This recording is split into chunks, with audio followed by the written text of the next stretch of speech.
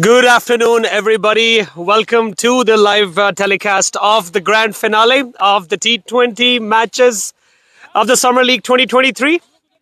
The match between NL Eagles and NL Wolves. Eagles won the toss and elected to field first. With me in the commentary box, I have Chris. Welcome, sir. Thank you. It's going to be a great match. We've got probably the two most consistent teams throughout the competition. Eagles had Wolves number twice, although both matches were very close off the last ball in each case. One was won off the DLS method as well.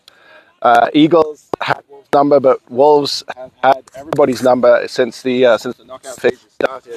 Everybody seems to be clicking at the same time. Harman and Gurman starting out the top of the order, being on fire. Manpreet with the ball has been very good. But then for Eagles, you've got Furkan, probably one of the better bowlers in the competition, is going to seam it all over the place in these conditions. Scintillating matchup, very interesting. Good afternoon from me, Bilal here. Thank you, Chris. Thanks, Abdullah. So we have the big day here, the final of Marco Summer League Cricket Newfoundland T20 League 2023 final here between NL Eagles and NL Wolves. So NL Eagles won the toss and they opted to field first. The plan is to restrict Wolves, or they're hoping a big collapse at the top order, which Furkan has produced a couple of times in this league. If he's bullseye with a couple of deliveries in first couple of overs, then definitely they will be dreaming of that. Yeah, I think that's going to be the big worry for Wolves, is seeing off, especially Furkan. That he's been the tormentor for Wolves throughout the season. He's taken a lot of wickets early on. Wolves' batting does go fairly deep, but against Furkan, they've been basically helpless. So it's a question of seeing off those 4 overs and trying to score as many as they can from the rest of the attack. That's right, Chris. So we are about to start. There we go. We had so many spectators as well. There we go, first ball. Furkan comes in. It's a full toss and it goes to like side. The outfield is quick, and that is 4 runs. First ball, 4 runs. Great start for Wolves. That's not the start that Furkan would have wanted there. He was probably trying to get that one to go away in the air. Didn't move at all, and Gurman just flicked it nicely off the pad through mid-wicket for 4. Gurman holds the trump card for the Wolves in this match. Lots of experience and good form coming in from the semi-finals of F40 as well. And he even gave them a good start in the qualifier against the Eagles. He's been in good form. He's coming off 136 against who was that? Lions in their 40. He's flashed at that one hard outside off stump. But if you're going to flash hard, that's going to run away to the point boundary. No. Did it? It did. So 4 more. So I think as the intentions are clear, go hard, attack their leading bowler, and put pressure on Eagles early on. I don't want to give away the game plan, but if you're going to put pressure on the top performing bowler and the field early on, that's going to put Eagles behind the 8 ball, and they're going to have to come back. So it's a bit of a dangerous shot against the guy who can swing the ball a mile going out, but flash hard, and it's going to go somewhere. That was a beauty. That was a beauty. Yeah, right on the tram line. Yeah. Took that away from Gurman, going outside. That's the width and the length there. You want to be able to put it where the batsman is tempted to take a swing at it, but it's just inside the line for being wide. Puts the idea in the batsman's head, and now with a packed offside behind square, Gurman's got to keep that in mind. That was in the air, but luckily that was in the gap, and it's gone for another boundary. Excellent start for Wolves. 3 boundaries in the first over. Pressure is certainly on the bowler. We'll have to have a change of plan. I think if you're Karam, that's where you want Gurman taking the shots. You want him swinging outside off stump. You want him trying to play it there. His placement has been excellent so far. but the next one could be edged, and I think you'll take 3 boundaries and an out for what has been Wolves' most dangerous batsman at the top of the order. That's right, Chris. Gurman is definitely capitalizing on where he's strong on the offside. And making the most of Furkan's outswing. And another one, good delivery. That's been played delicately into the gap, and that will be an easy 2.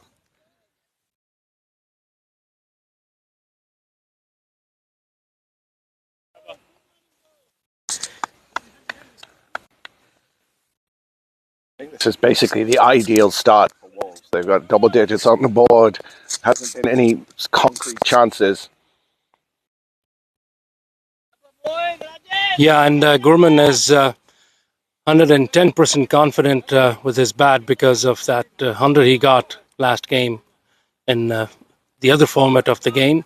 But it's the same man, same bat. Let's see how it goes in this delivery. That was That's tucked in, and the fielder at point slipped a little. So I guess that's the end of the over with 14 on the board without any loss. So a great start for Wolves. From the other side, it will be Najaf starting the proceedings for the second over. I think that last ball there, Bilal, is exactly what Furkan wants to be doing. He wants to cramp him for room, get some lift off the pitch while he still can, and make the batsman play off the back foot. There's not a lot of room to ease it out on the offside. The field is packed there. If he can get a few more like that, that's really going to dry up the runs. And drying up the runs is what Eagles would be hoping for. From the other end, the SPCA end, Najaf Raza Kazmi will be bowling from the SPCA end. Lots of experience on his shoulders as well.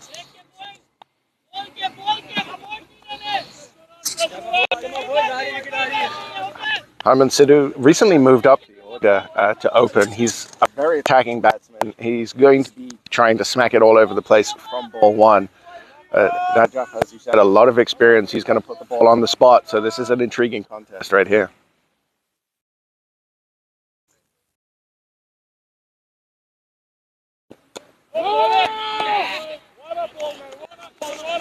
Yeah, straight away, line of length, ball 1. That's exactly where he wants it. Come on, boys! Come on, boys! Come on, boys! Come on, man! So we had some clicks before the match. So the 2 captains with the trophy. Let's see who wins that.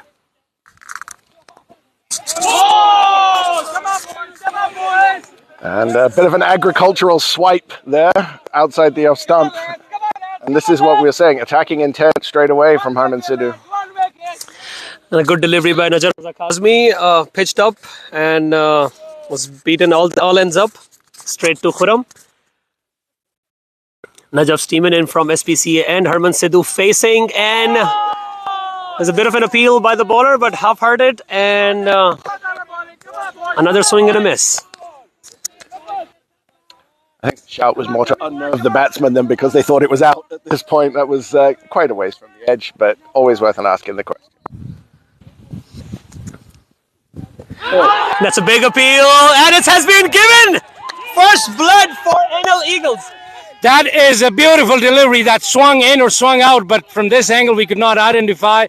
But Najaf has given the first wicket to Eagles. This is the final. We got first man down for Wolves, and he was having a shaky start. So we got the Eagles got the vulnerable part of Wolves, and they have taken first wicket of Wolves. So we got 14 for 1 after 1.3 overs.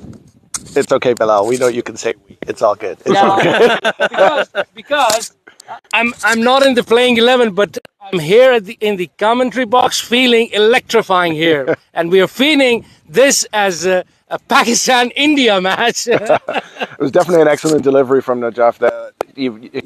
When Harman Sidhu is taking wild swings outside the off stump, you want to just try and put it right up in the block hole on the stumps. You miss, he misses, you hit. And yeah, that one was swinging in. Would it have clipped our leg stump? Probably. I'm not going to disagree with that decision. It was pretty close, but excellent start to this over. And now Wolves are finding themselves a little bit under pressure. It looks like Taranvir is the next man up.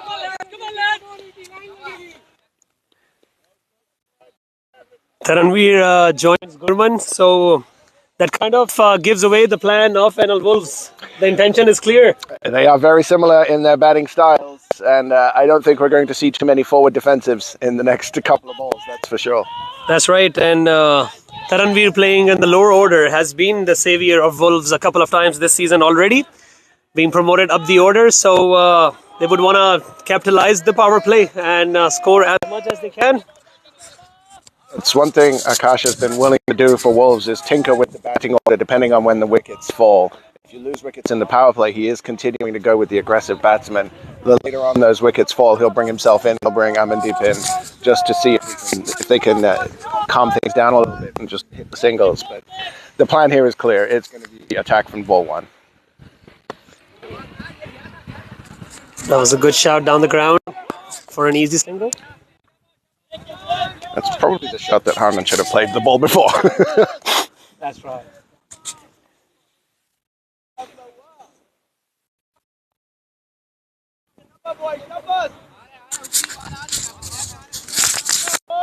And what I feel that Akash has tried so many combinations for the batting lineup, and this one, if I recall it correctly, this one was the most successful one out of all the tries. So that's why he sent Turan up the order. Let's see how he comes up to the hopes of Akash. And Akash himself wants a little later number because he wants the ball to be a little older, because the Eagles have their strength in the bowling department. So they want, and what we have seen in Eagles bowling attack, that initial 6 to 7, 8 overs, they're pretty good. But in the middle overs, they get a little lazy on the bowling, and they give away easy runs. So let's see how it goes. So I think that's a very fair assessment. The Eagles' bowling and fielding actually tends to pull away a little in the middle overs, and it's almost like there's a loss of interest until the last few overs. So that could be the plan here, to try and capitalize on those middle overs. Akash does have 2 centuries in the format this season. Probably, I think, the only batsman to pass 100 twice in the T20 format. So if he does come in early, he is very capable of putting a lot of runs up on the board. And he was successful when he got 100. He was successful when the top order failed. Exactly. The top 4 batsmen were gone back into the pavilion for single digits, and he came down and scored a blistering 100 against NL Lions. So that was an innings to remember, and that would be in the minds of NL Eagles as well, that the batting depth of NL Wolves, that should be in the minds of NL Eagles. I think right now the only thing that's going to be in the mind of Furkan is getting Taran out. And he's had some success with that. Taran is not known for his technically correct play. But if he can get a bat on the ball, it's going to go a long way. So Furkan is going to be looking to continue getting the ball to move around and hopefully induce an edge. Bit of a change in the field by NL Eagles. Najaf moves back. Furkan coming in from the RCAF road end to Taranvir. That will be an exciting challenge. Straight into the hands of the point fielder, Wajid. And that's what I was saying earlier. That's the shot you want the batsman playing. Gumman played that shot 3 or 4 times on the first over, and it just evaded the fielder. Same shot would have gone for 4 foot either side. So he's getting the shots he wants. He's just got to find the edge now.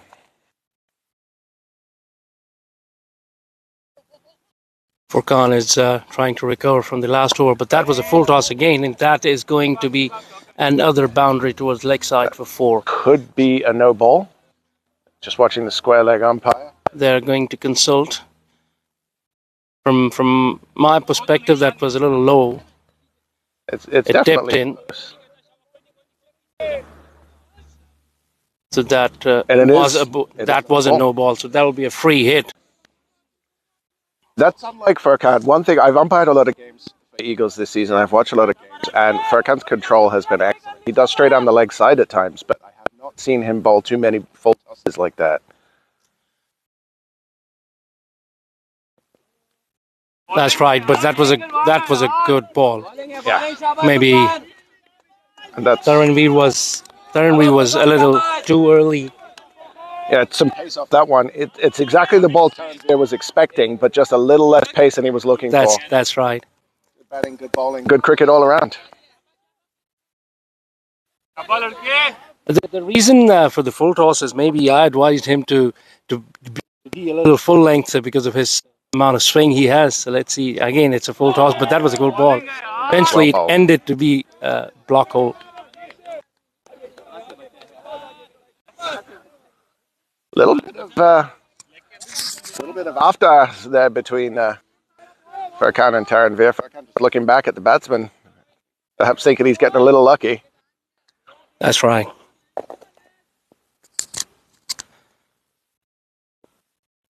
He goes for the fourth ball of the over, and that's a straight stroke. And oh, what a fielding! That was great piece of fielding. Yeah, No run. Well hit by Taranveer. It was going definitely going to the boundary, but stopped.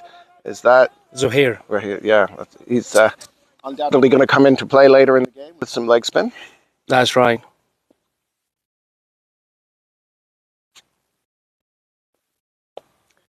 That is a fantastic shot. Absolutely dispatched to backward point over the top, all the way to the boundary. Taranveer is a fearless cricketer. He never cares who's bowling and what pace he's bowling, what swing it is coming. He just swings the bat in line, and the result is in front of you. There was not much wrong with that bounce. Furkan has some good pace, and it was a good bouncer, but Taran just gave himself room and lifted it over the top. Just a phenomenal shot.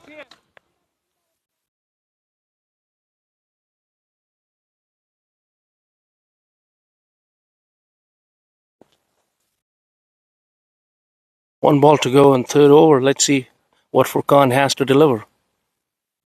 Comes in, bowls, and that was a full toss again. That could be out. out. Could be a catch, but that was half of a chance. And at this level, at this stage of the tournament, we'll call that as a drop. It was a hard one, but it was a drop catch. Half a chance for sure, and I thought Zohair even might have had a chance coming in from mid-on or mid-off to catch it on the rebound, which would have been, you'd have to say, unlucky for the batsman. But I think if you had said to Wolves at the start of this game that they'd get double digits off both Furkan's first 2 overs, they would have taken that all day. I don't think they're unhappy about that start. Wolves definitely have neutralized the spearhead of NL Eagles bowling attack, and they're lucky to have Najaf Raza Kazmi on the other end, bringing in loads of experience and keeping them in the game. It's only been 3 overs, and NL Wolves are 25 for just 1 wicket loss. I think the big question, and this has been a question for Eagles for a lot of the season, is what happens when the openers finish? They need a third pace bowler, really, to bridge the gap to the spinners. You got Wajid there to bowl some spin, you got Zohair to bowl some spin, but that third pace bowler, that third option is going to be the key in the next few overs. I guess Raheel would be the first bowling change if Khurram decides to go. What a shot that is. That was cracking. That was a cracking shot. One of the favorite shots of Taranveer. I have seen him play this shot for maximums, but this time it was smashed along the ground for a 4. Beautiful. And again, it's not a bad delivery. It's pitched up. There is movement around. Taranveer just dismissed it. And all along the ground, perfectly safe shot. Yes, Chris, because there is only one thing that is absent in Taranveer, that is fear. You're not wrong. This is fearless cricket. He's not showing any respect to the Eagles' pacers. And I think with the pace attack that Eagles have had all season, although a couple of them are missing today, you have to come at them. You have to bring this attack to them early and put the pressure on the fielders and the bowlers. I agree. Rajif comes in again, trying something new, and that was a good ball. Good length. That's a good back. Come on, boys. Come on, lads. That's what they call the corridor of uncertainty. That length in between short and too full. Good lift, good bounce, good line.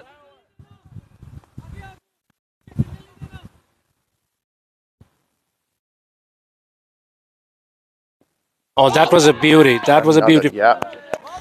A little shorter than the previous ball, inducing the shot. The only thing missing from that was an edge.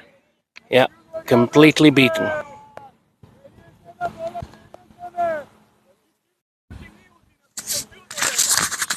Chris, what do you have to say about the attacking mindset of Eagles? They still have a slip in, even though they've gone for a few, but they still have slip in place. Yeah, I think it speaks to what I was saying earlier, that this is the shots you want the batsman playing. They are hoping for that edge. Both of these bowlers are very capable of moving the ball a lot. So by keeping that slip in there, it tells me they're playing for that edge and they're hoping to get that catch. I think in the rain-affected game that really could have gone either way, the wickets that Wolves lost early were all caught behind or caught at slip off the outswinger. So they've got that in their minds, and I think that's what we're playing for.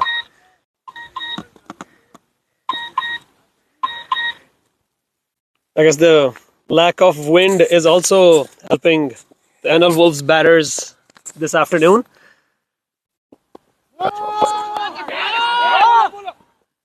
That's good running. That's good running. That was excellent running between the wickets by Taranveer and Gurman Khurana. I think this might be the best day for cricket we've had all season. There's very little wind. It's not too hot. The sun is out. There's a bit of cloud to give the bowlers some movement. That's the sort of day that Bilal and I would love to be bowling. That's right, Chris. Come on, lads. Come on, lads. Come on, lads. One more wicket. One more wicket. Come on, boys. One more wicket coming. I've got to say that's one thing that Eagles and Wolves, for that matter, have been very good at all season, is keeping the atmosphere going in the field. It keeps the batsmen off their game, but also it keeps the fielders interested, and that's a very important thing once the runs start to mount. Beautiful slow delivery.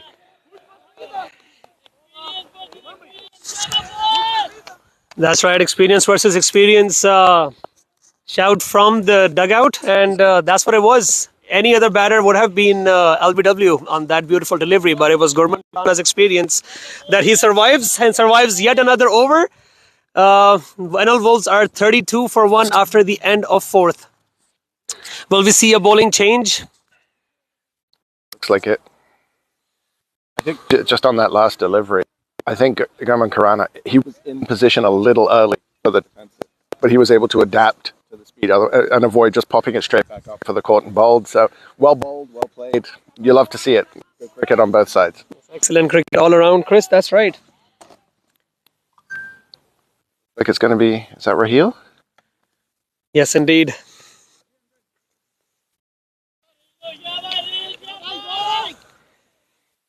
Little bit less pacey than Furkan, perhaps.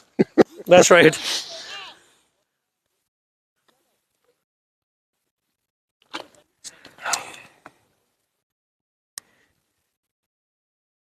With Raheel, that he is an economical bowler, even if he is not amongst the wickets. He has a habit of keeping his economy on the lower side. So Eagles would be hoping that he continues with the same. I think that's something that in T20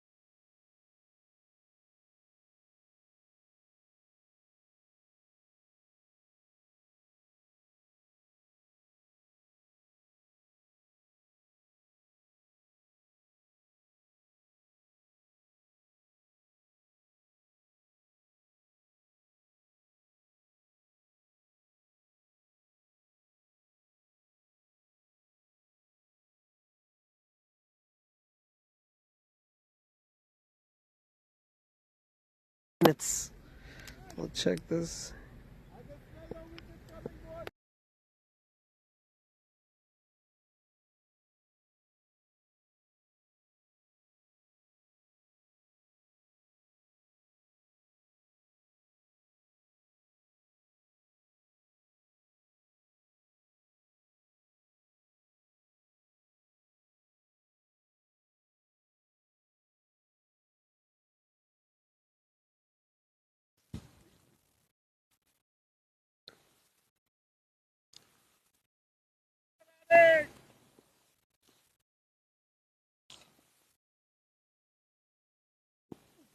Hello.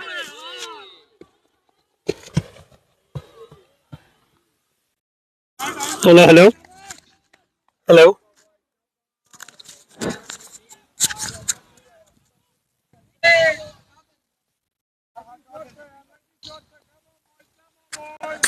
Hello. Hello.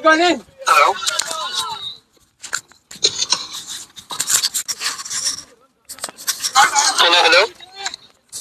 It's working now. Yeah.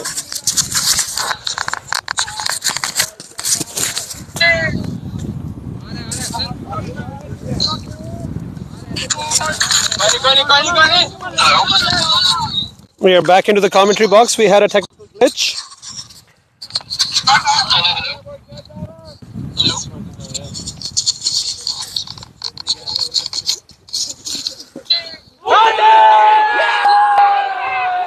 But it's a very big appeal.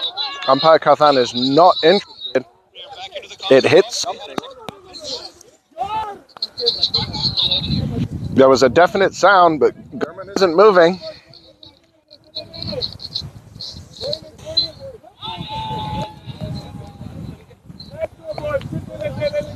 Must have been off the pad. There's a very loud shout. The Eagles were convinced.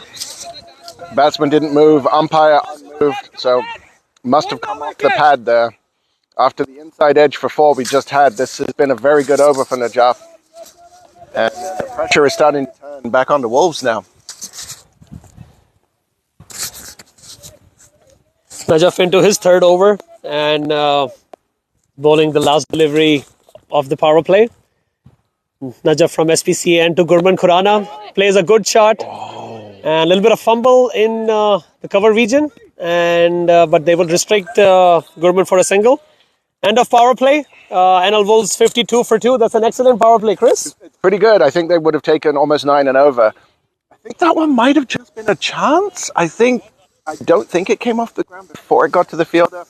It's hard to call it a full chance, but a good dive, and he might have been able to get a hand to that.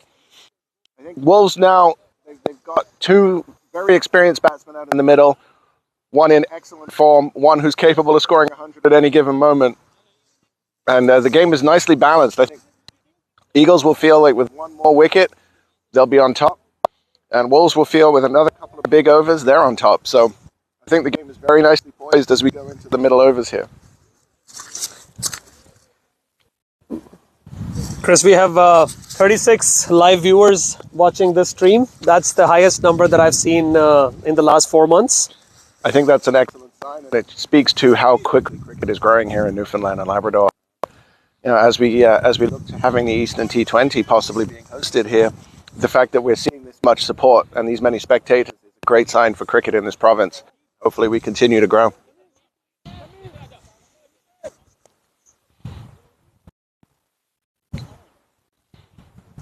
Of course, they're all here to hear me too, right?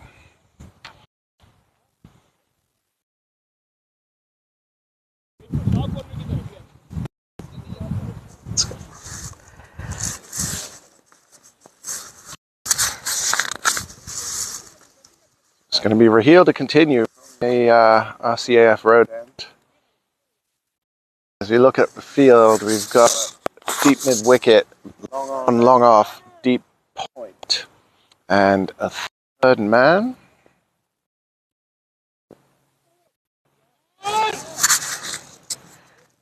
Raheel is having a tough time with bowling wide down the leg side. And every time it goes to the boundary, that's 5 runs they can ill afford. So 5 runs and an extra delivery. And it's that sometimes that extra delivery can be a curse as well. I've seen so many wickets taken off 7th balls, but Yeah. I don't.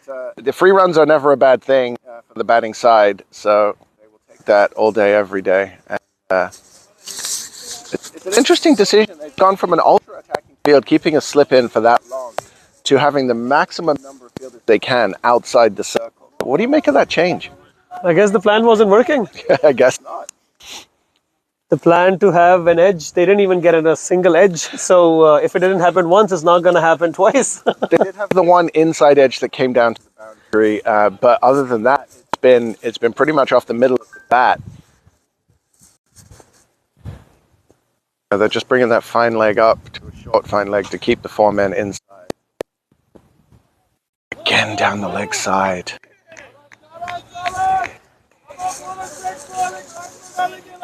They do have that short fine leg because Raheel is posing that threat of bowling huge wides down the leg side. It's a concern right now.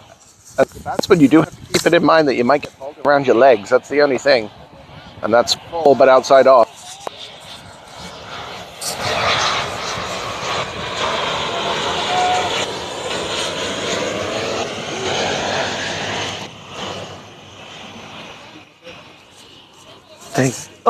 मुझे लगा Coke है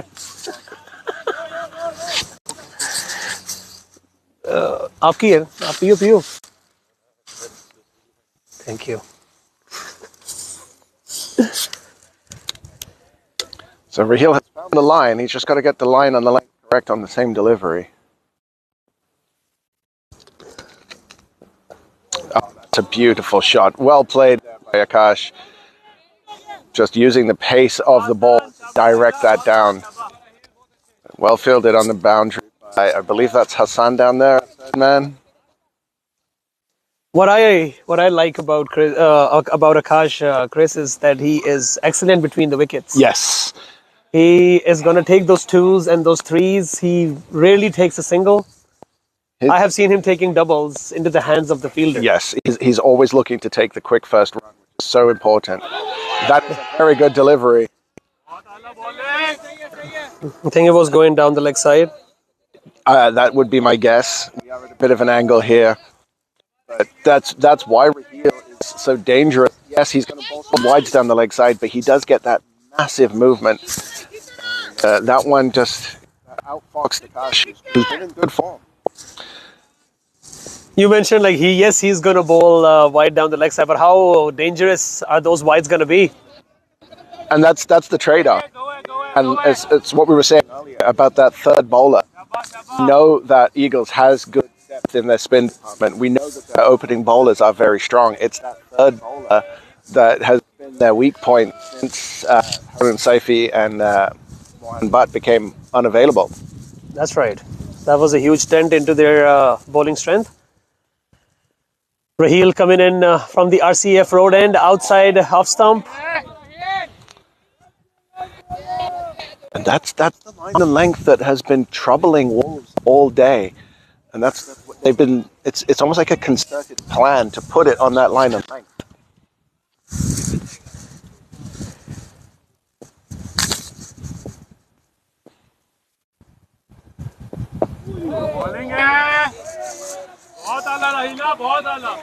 That's much better. Those last few deliveries, much better on the line and the length, making the batsman play.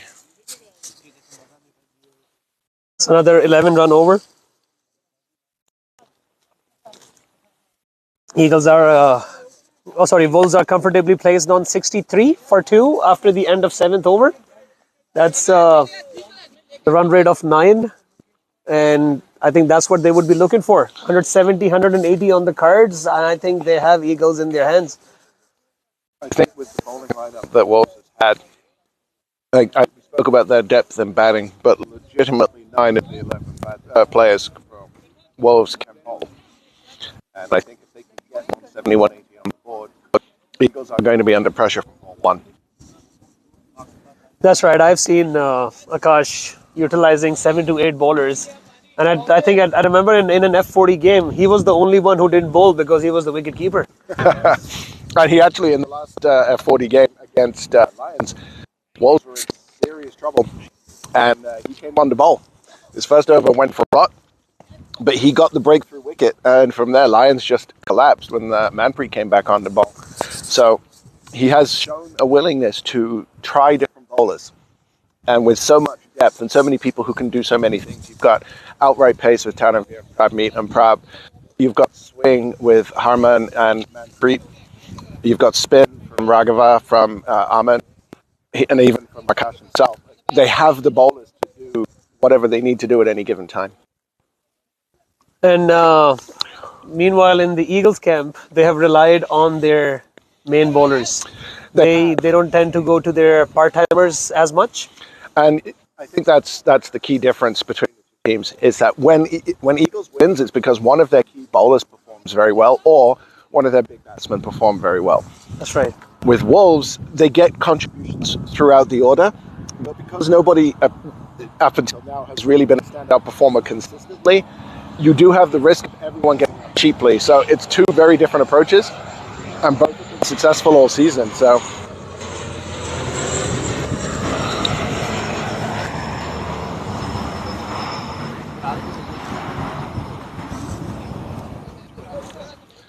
Cheaply. So it's two very different approaches. Successful all season. So looks like we have Wajid coming on. Is that from the SPCAN? Yes, it is Wajid. Let's look at spin today. Wajid doesn't rely too much on his spin. He bowls the quicker ones in between, and he relies on the quicker delivery a lot. So you can consider him a medium pacer more than you can consider him a leg spinner at this point. And I believe that would be in the minds of NL Wolves as well. They would have planned against Wajid and the threat that he brings with his quicker delivery. Yeah, it's the variation of pace and flight even to a degree. I think you can see with standing up wicket that he's not expecting it to do too much. But Gurman is a very experienced batsman. He does handle the slower bowlers very well. And once he sees off the openers, he does tend to stick around for a bit. So they're going to want to get this wicket more than anything right now.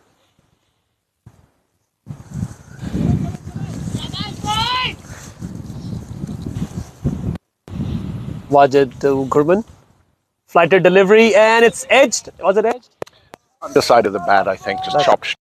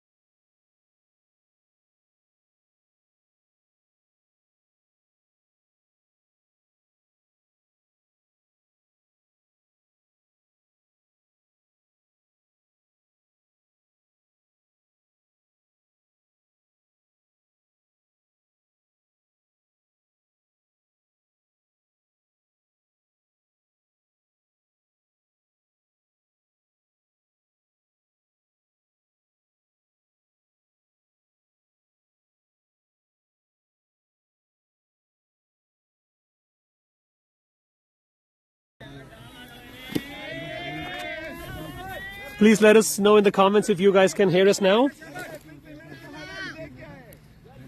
This is a great start from Zohair, just completely outfoxing Gurman outside the stump.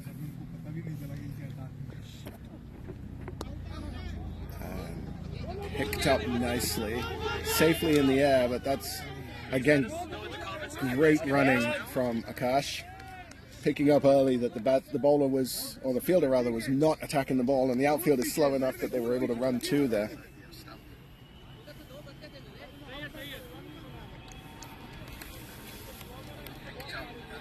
Yeah, Safely in the air, but that's much better.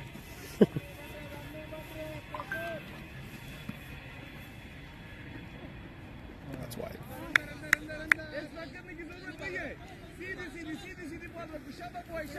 It's a lot easier to tolerate the odd wide when they're not going down the leg side for full.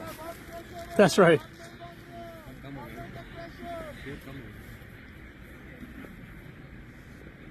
Akash facing Zohair, and It's actually Gurman on strike. I beg your pardon, that was Gurman indeed. But there must be an error in the scorecard, because the scorecard shows Akash on strike.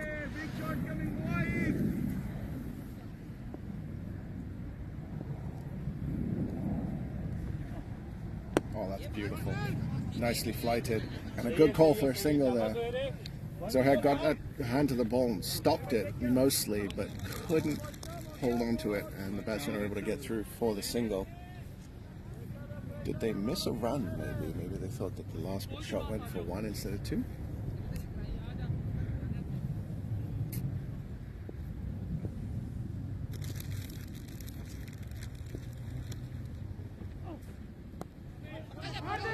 It's too full.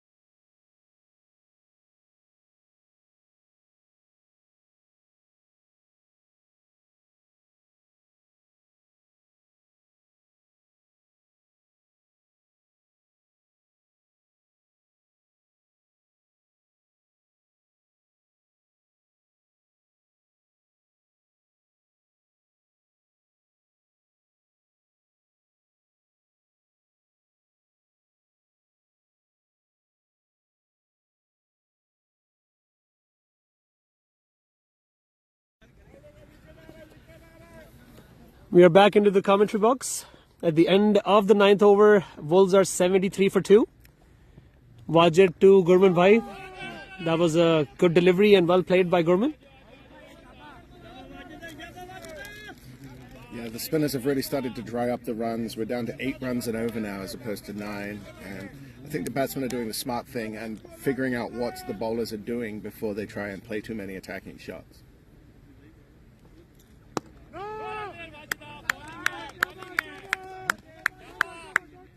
Even with this current run rate, if they end up on 160 as the projected score, Chris, I think that's a very good total.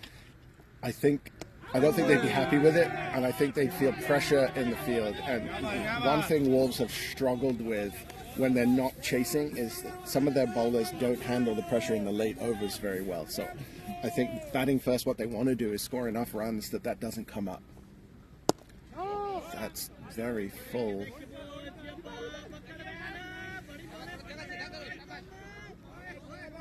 I guess the Wolves want to carry on playing like this for the next few overs and keep wickets in hand. And they have the likes of Amandeep and Prabh who can come and hit the long ball. Yeah, they can for sure, and I think that is going to be the plan, is to just try and keep rotating the strike off the spinners, get the odd boundary where they can.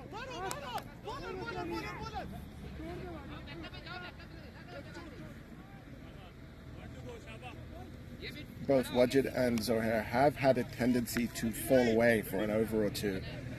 And if they can keep this tight bowling that we've had so far going for their full 4 over spells, Wolves are going to have to score as many as they can off the last sort of 6 or 7 overs from the seamers.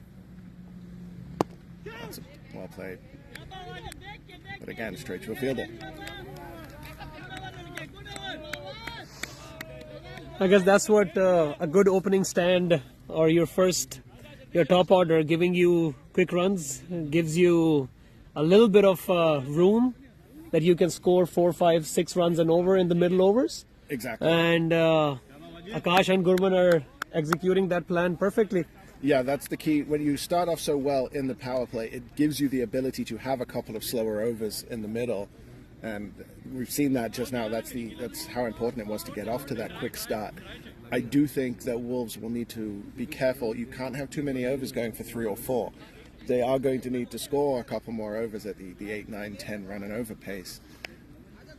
But with wickets in hand, they are well positioned to pick it up as they need to.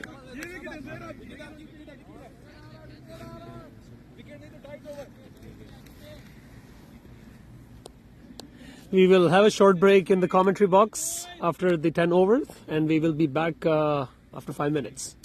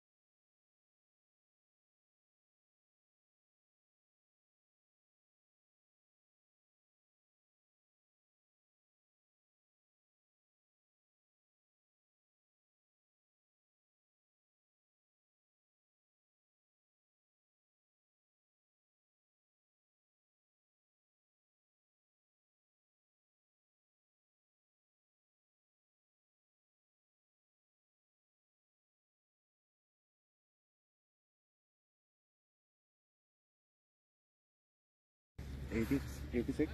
Yeah. Welcome back, everyone. For all the viewers joining us right now, the news from the middle is that Eagles won the toss and decided to field first, and that has worked in the favor of NL Wolves so far. 86 for 2 at the end of 11 overs. The captain Akash in the middle on 20 of 19 deliveries, and the experienced Gurman on the other end on 28 of 25. Wajid will be bowling from the SPCA end.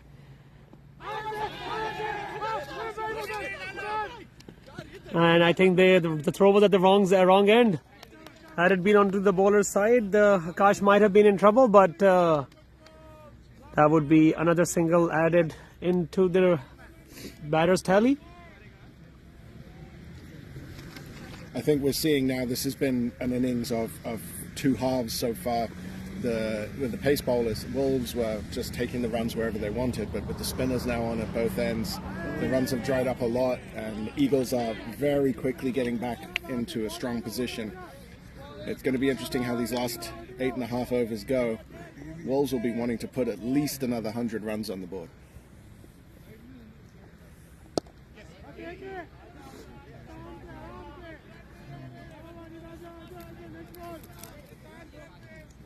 Hundred runs more would be into the minds of the NL Wolves batter, considering the situation of the match.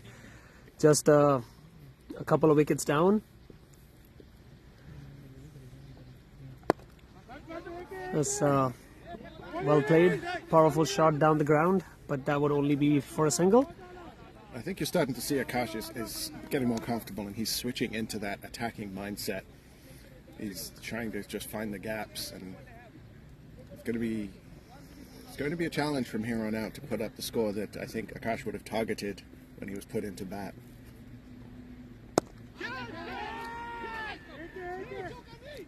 Oh, that's poor fielding. That's poor fielding, and the bowler is furious, as he should be. It's a big stage. He won't get another chance. That should not have been a 4. I don't think it was a chance for a catch, but that definitely should have been cut off and stopped at a single. One thing we have seen with the Eagles is when they do start to make mistakes in the field, it tends to be contagious. They do tend to fall apart sometimes when a catch goes down or there's a misfield. So that will be in the batsmen's minds, and they will be looking to take a couple of quick singles now to keep that pressure on the fielders. That's right. Yeah. Oh, that's Full and wide outside leg stump, but they've got away with that one. That's only going to be 2. as you said, Chris.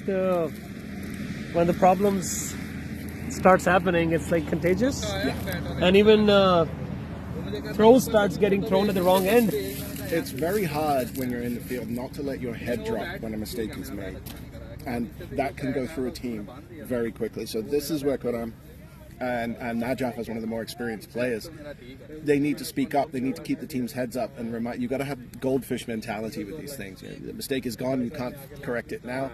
Make sure that the next ball you hit it correctly. And if this sloppiness continues, it's going to be a long afternoon. It's definitely going to be a long afternoon for the side which is going to make silly mistakes, and I believe this is not the stage. Yeah, this isn't where you want to be falling apart. And I'm not saying that they are yet. They've made a couple of small mistakes, but this is there is no tomorrow. This is the final. There's a very nice trophy sitting over there next to us, and both captains will be excited to get their hands on it. So they need to pick themselves up here to Eagles. Just over the top of extra cover.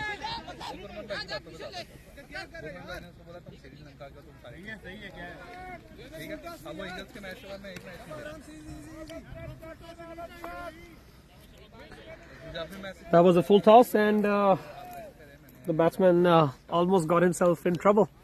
I think one thing we've seen from Zohair so far is he is flighting that ball a lot, and the batsmen have had a hard time picking it out. So you saw it again there. Akash just early on that shot and ended up lofting it. And that is a brilliant catch by Wajid in the deep. That was played up in the air by Akash. It was a good shot, and had it been any other fielder, that would have been a boundary. But safe hands of Wajid, and Zuhair provides the breakthrough for NL Eagles. A much-needed breakthrough. That was coming. This could be a game changer. That is indeed What a do you game. guys think? I think so as well. We have Dakshraj Mehta in our commentary box as a guest analyst. They were building a partnership really good. Akash was going on 100 strike rate so far. He was just getting into that aggressive mode, and Zuhair has turned the tables around.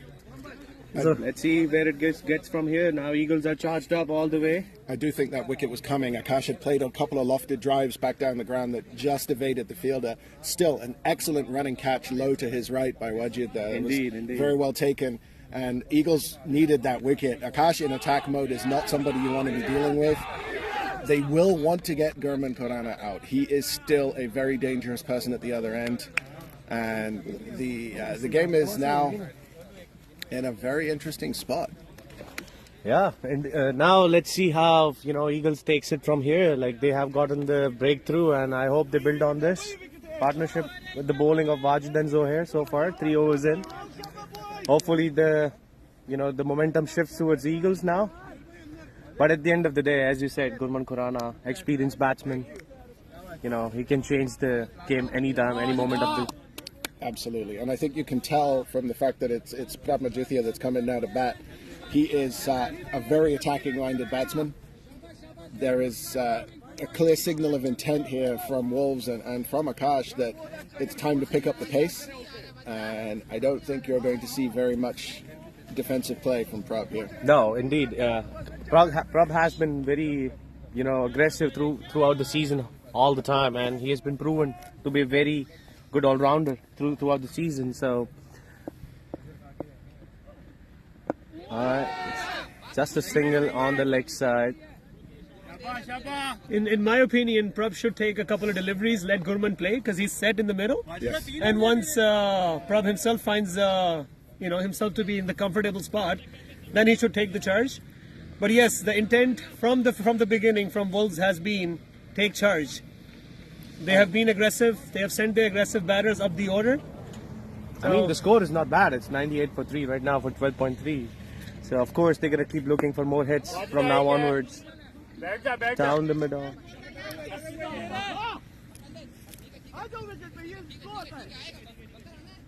Zuhair has relied heavily. Yes, you're right, Chris. As you were mentioning earlier, that Zuhair has relied on his flight, and that has worked for him so far.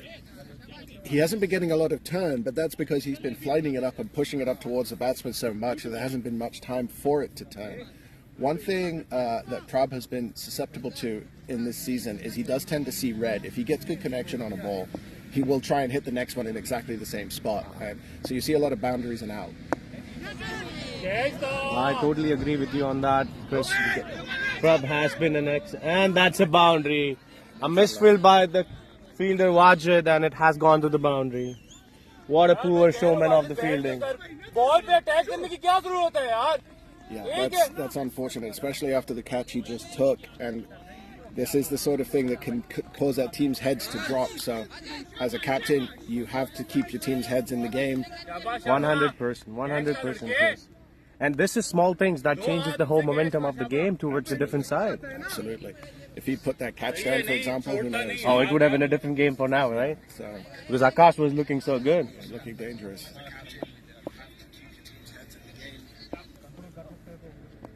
Oh, that's a cheeky single drive. Running between Good the running. wickets from Wolves today has been exceptional. They have taken every single that's been on offer. And that's with the team. Like, it goes by the like the spirit of the team, the discipline they have within their team. This shows them, in the field. Also, while they're batting, they take very quick runs, but they just run between. They look at each other and they're like, there's a single right there, and they run. And they have taken doubles and from the hands of the fielder. So that's how you change the game momentum of the game. And if you aren't stuck in this situation, this is what you need right now. Absolutely. Yes, when the boundaries dry up, that's what you need. You need the batsman to be, keep the scoreboard ticking. Yeah. And yes, Akash has been very successful from game one when he played against Stars. I remember it was difficult conditions to bat, but he ran and he scored 100 Oh, just yeah. by running. Oh, yeah. Yes. End of the 13th over, we have 104 for 3 on the board. It's so far so good. Wajid again coming to the attack for Eagles. It's 4th over in a row. If you are Akash, what is your target? What are you thinking from here? I personally think 180, 186. That would be the par score for Eagles. Looking at the lineup they have a very deep batting lineup, according to me. I mean, from the top, if Adil gets going, it's very easy for Eagles to chase that 160, 150 target. So they need to have that 20, 30 runs extra for those tail enders. And I think Prab can bat aggressive from here onwards, and he's looking to charge the spinner now. Wajid in his last over. The stage is set for Prob. The good thing about Wajid is he can bowl it quick and flat, which does make it difficult to charge him and get it over the top. There is nobody at cow corner though, or there is actually. That is risky. Flighted delivery from Wajid. He's been bowling them flatter. That one slower, tossed up, and Prab just completely misread it. Yeah, he was trying to go over the cow corner, as you mentioned.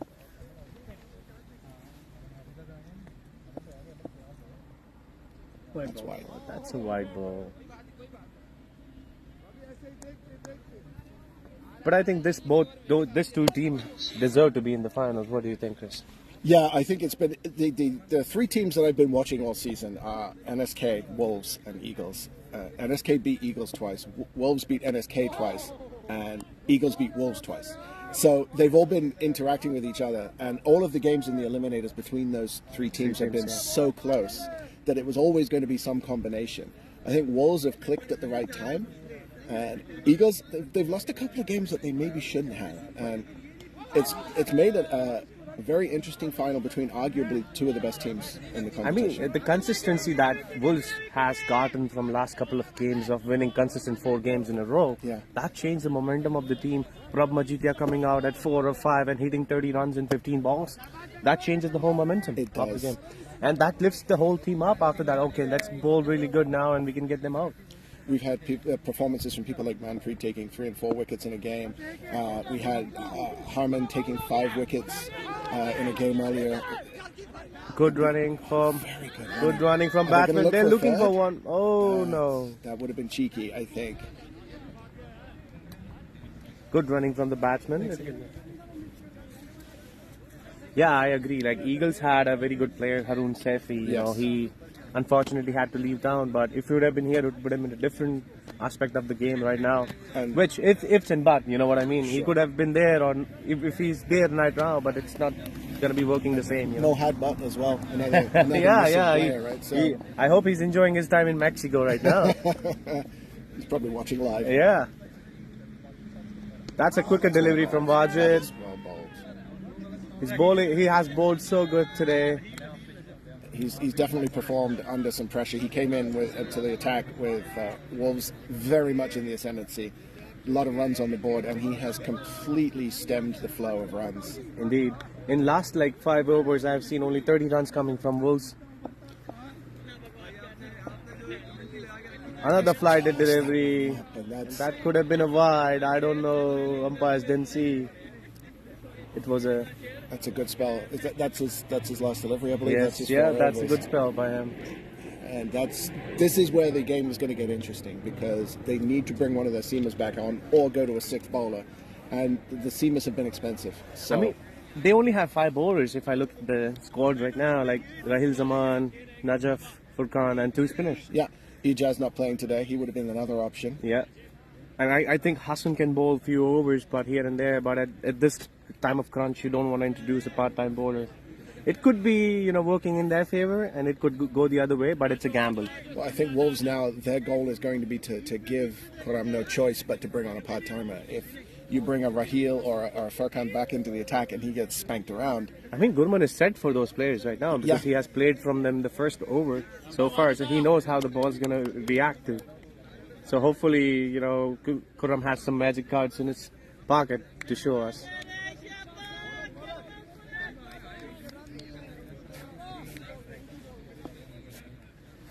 Start of 15th over, 107 for 3. Well Well played. Good field by Shami. Beautiful flighted delivery. There's a lot of full tosses that just aren't getting put away. They're getting good connection, but it's going straight to a fielder. Indeed, you're right. It's all about it's in the mind, you know, like if you want to hit it, you're going to hit it. One thing I haven't seen... Cheeky single. That's close. That was a very, very quick single. Good call from Prop. That was not a single. What do you No, think? that should not have been a single. If you're in the field, you have to be attacking that ball. A bit more aggression from Eagles would be nice at this point. I think what we have not seen yet, especially against Zohair, who is flighting it a lot, the batsmen have not been using their feet. I think you need to take a couple of steps forward, bat out of your crease, and turn those full tosses into just easy ones to smack over the mid-wicket. I agree totally. And on the other hand, now, I'm going to repeat the same thing. They're afraid of getting out. They just, ooh. That was a wide. Down the third man, going for two runs.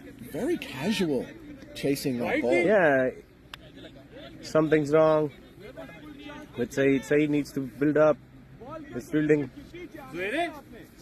As हुआ था सही है शाबाश सही है as हुआ तो सही है बहुत आला 3 पे 3 ही आया शाबाश 14.3, 110 for 3 for Wolves so far.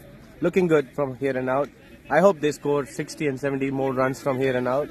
10 runs and over would be nice for Wolves to get that target that they have looking for. I think as well. Najaf has been the most economical pace bowler today, and he's still got one over left. That's in the air. It looks like it's going to drop safely. Oh, right between two fielders. And that's the shot that Zohair was waiting for. That's the shot that he was hoping someone would make. And that's nobody's fault. It went between two fielders. Nobody could get there. Just a stroke of luck. It was good flighted delivery by Zohair. Definitely. And we can clearly see that Prab is getting more frustrated by the dot balls and he wants to charge, but unfortunately he's not able to connect or time the ball so far. Hopefully we'll see some sparks from him soon.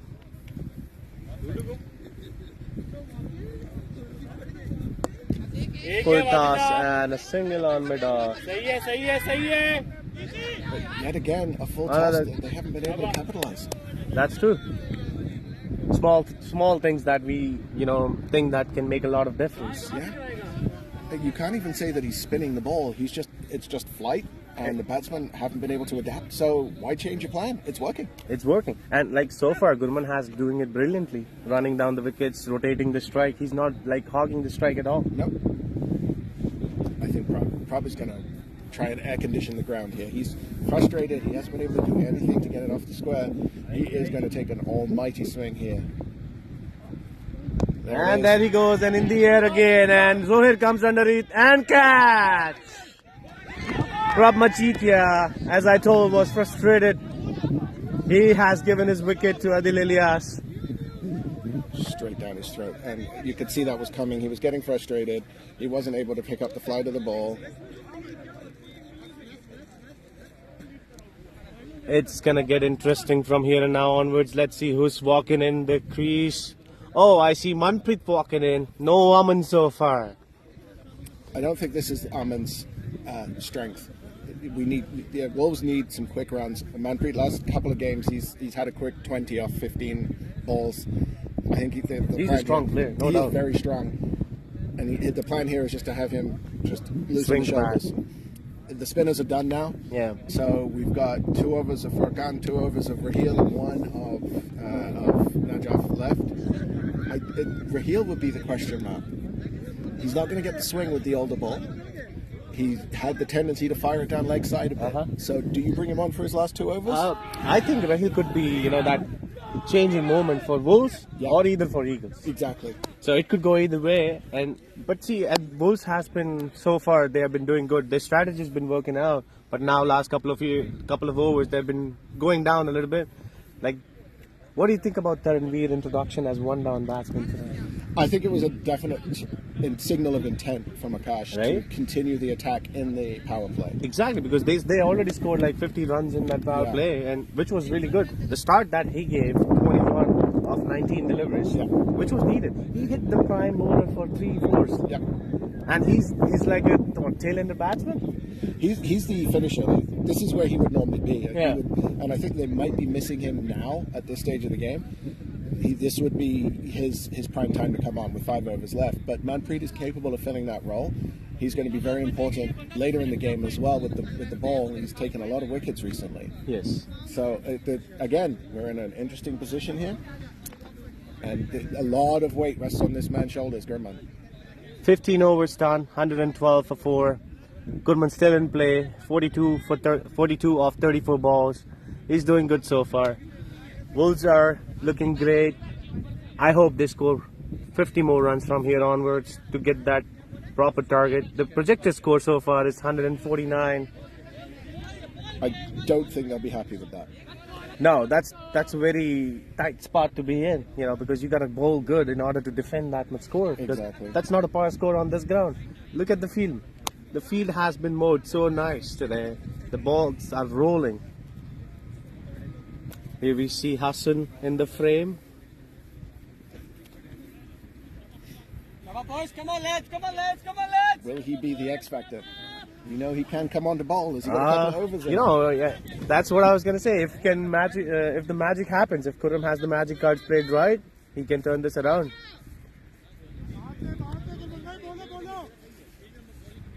Darshan myself have been part of many finals.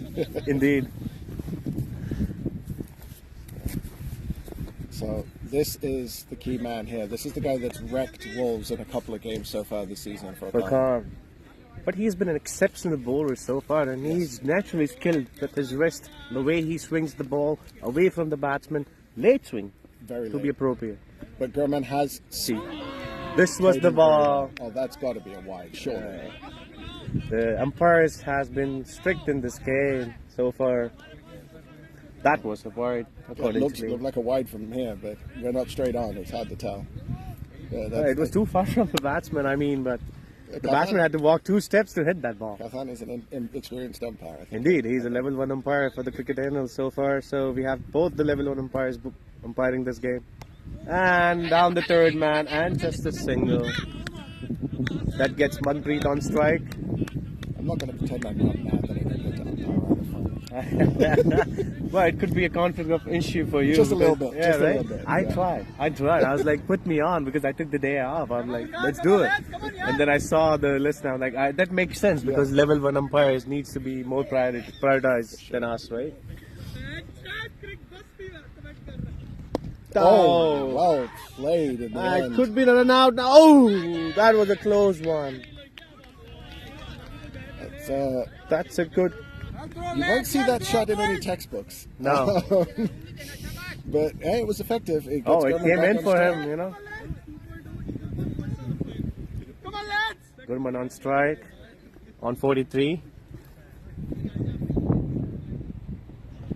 No, Another that short is a ball wide. delivery, and that's a wide given by the umpire. And that is one for the over above shoulder height. I think Furkan has been a little short today. He's not in the rhythm today. It doesn't look like he has it. No. No. From the first get-go, he got hit for 3-4s in the first over itself by Gurman. So I think that just, diminished the confidence that he had. And I think because he's been short, there's a real worry now that if he drops short again, it's a no ball. Again, a shot ball. That's an out. No. That's over shoulder height. Yeah. Surely.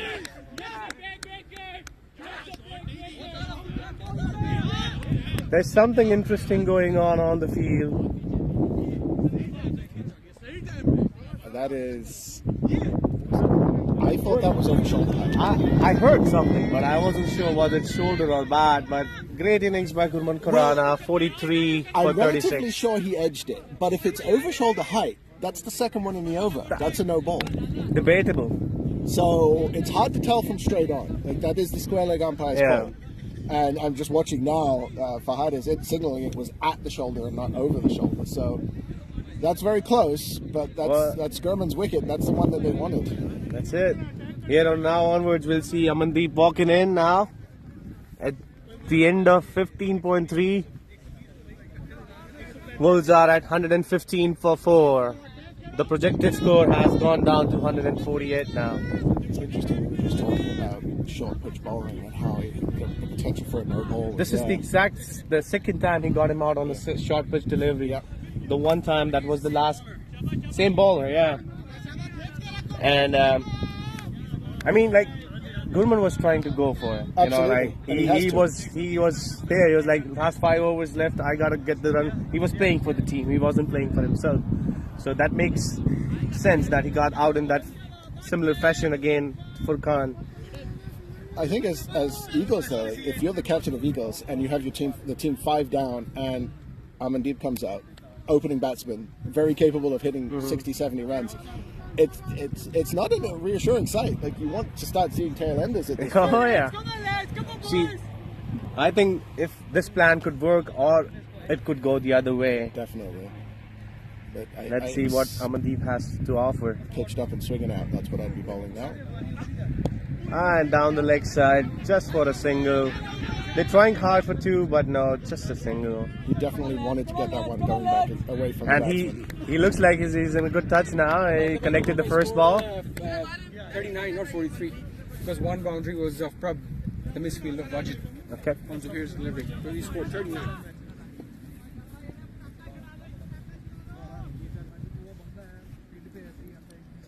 So far, the innings was built up by Gurman and Akash. Some few spurs by Taranveer. That's been Wolves' MO this season. Is no Another one- ball on the leg side, and it's a wide given by the umpire. Wolves have not relied on any one batsman to win games for them. They've got contributions up and down the order. But see, that's what it's all about. It Like is. you know, like the 11 players contributing towards the game. Yeah. Within that involves every single aspect: fielding, bowling, batting. You know, if your 11 players are strong enough to do that, you can win. And that's especially in T20s, and I think you're starting to see this with the England team in T20s as well. They're playing with 6 or 7 all-rounders, and people who can open the batting and open the bowling just as well. And you're seeing that here. Wolves have so many players on the team who can score 30 or 40 runs and take 4 or 5 wickets. Yeah, I mean, if you look at just who's still to come in, you've got Harman over there who can come in and smack the ball around. You've still got Amitosh, who's very capable of scoring 20 runs off 10 balls. The batting is still there to come. A lot of batting. That could be a double. So looking for Good two. running from batsman, and that's a good running. Yeah, that's well run. They were looking for 2 from the start. Amandeep called it as soon as that left the bat. And at the end of 16 overs, we have 120 for 5. So the run rate has dropped from 9 and over to under 8 and over, and that's just a testament to how well the spinners, the Eagles, have bowled today. And if things continue on this route, they could be the difference maker in the game. This Indeed. is how Wolves were not able to score. And off as you see, the wind's coming back into play too now, you know, and hopefully they can maintain the same bowling that they've been doing. So I can tell you at home, you can't see this, but it is completely overcast here. The temperature has just dropped off a cliff. Yeah. It is got a lot cooler here. The humidity seems to have disappeared out of the air. This is it's not a great sign for Eagles because a lot of the bowlers for Wolves are going to love these These conditions. conditions. I was just going to say that, Chris, because they can swing the ball. They can. Prabmeet, Prabmajit, yeah. They are really good bowlers. Like Prabmeet can be, the prime bowler in this province.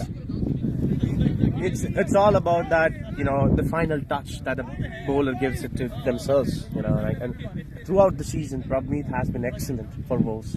He has been taking quick wickets, early wickets in the power play, and getting the opposition down right off front, so they can't dominate them. And I think that's what you've seen with Wolves is they've peaked at the right time. A lot of their players, when we started the season, the opening bowlers for Wolves were Prabhajithia and Taranveer, and now it's Prabmeet and Taranveer. And you're seeing just so much depth. Shot. What a shot! That's a Straight to beautiful fielder there. shot, but straight to the field. Like, the last couple of games, Prabha's not even had the ball. And that's a good sign. It is. If Right? somebody at that pace with that sort of control isn't needed to bowl. Amandeep is looking to charge from here now onwards. He's got to. He's not going to stay behind. He's not going to stay behind.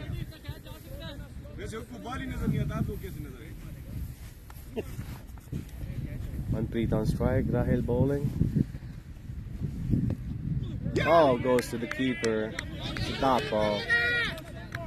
121 for 5. That is the line that was effective for Rahil in slowing down some of the runs that sort of just short of a length outside off stump. The batsman really needs to adjust his guard, go across more to the offside, and get himself in position to reach those. Oh, that's just on the leg. It could be a run out. Ooh! Hit the batsman. The batsman angry now. Hopefully he can score that couple of boundaries from here and now onwards. Wolves desperately needs couple of boundaries now. I think that's been a great comeback by the NL Eagles bowlers with the start that Wolves had, even in the first 10 overs. Yes, sir. Welcome back to the commentary box. Thank you, sir. I had a short break. Thank you. I do think it's important to point out, we talked about not letting their heads drop for Eagles after a couple of mistakes in the field, and they haven't. That's a charging shot. Just short of the field there. Eagles have been able to pick themselves up and keep the runs limited.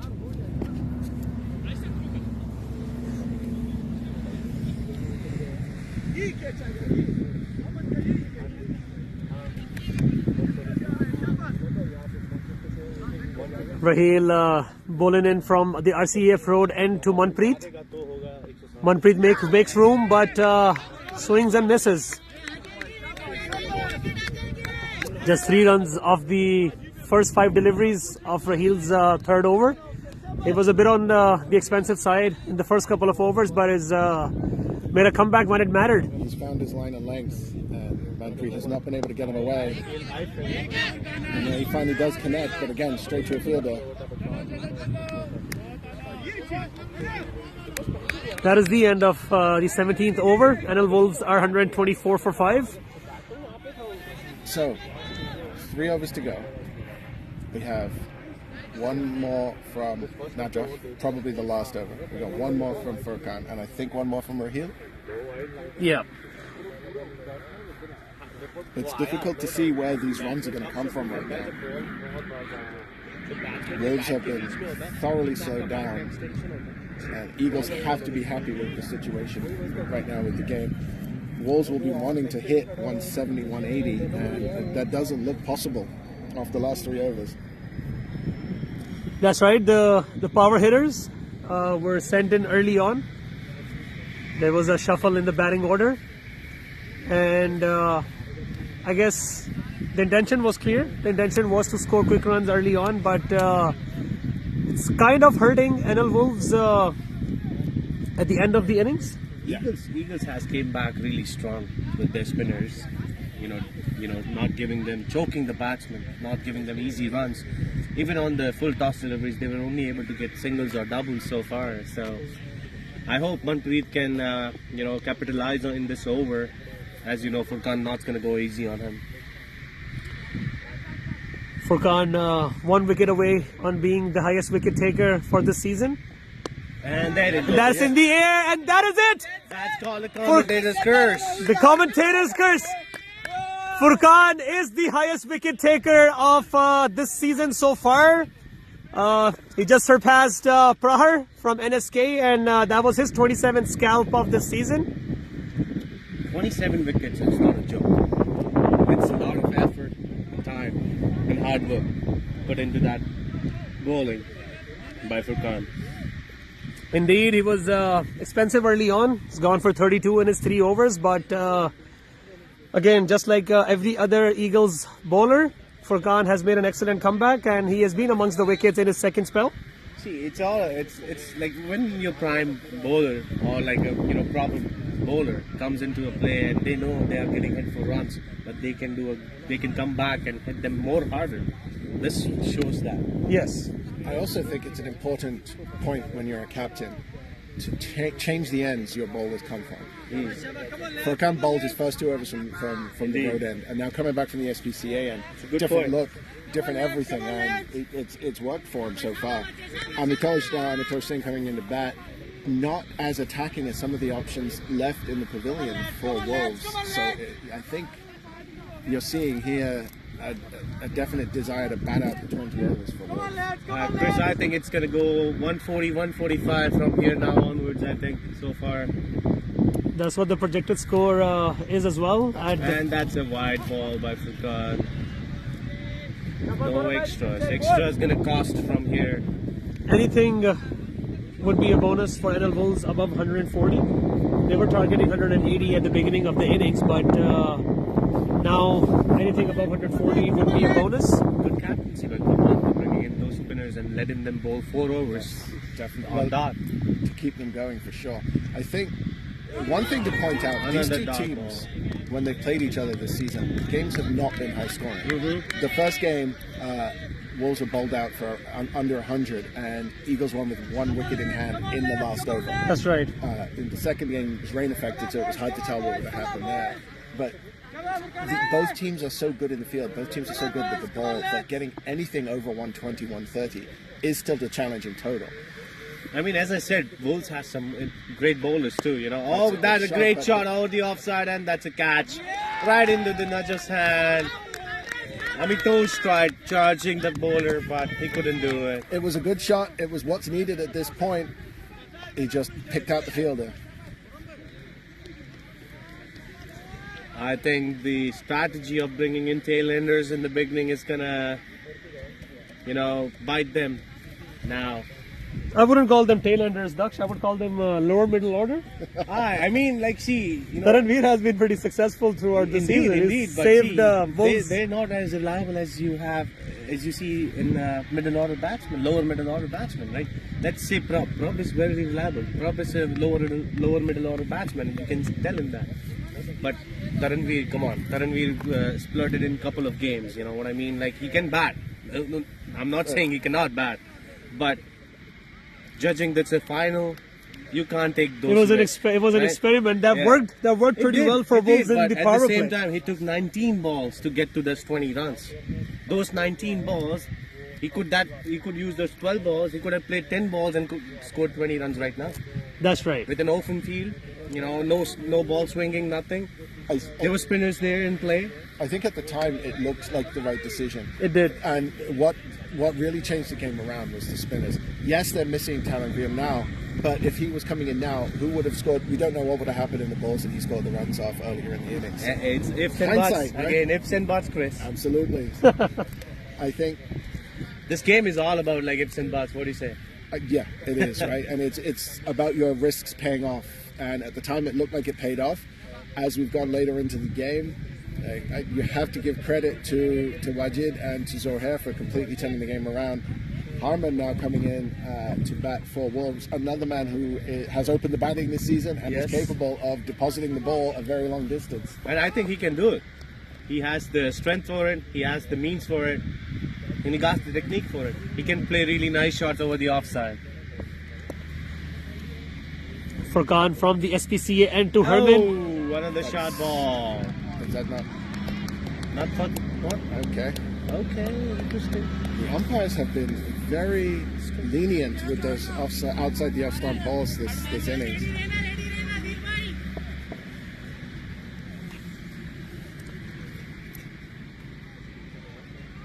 We can't come in and charging.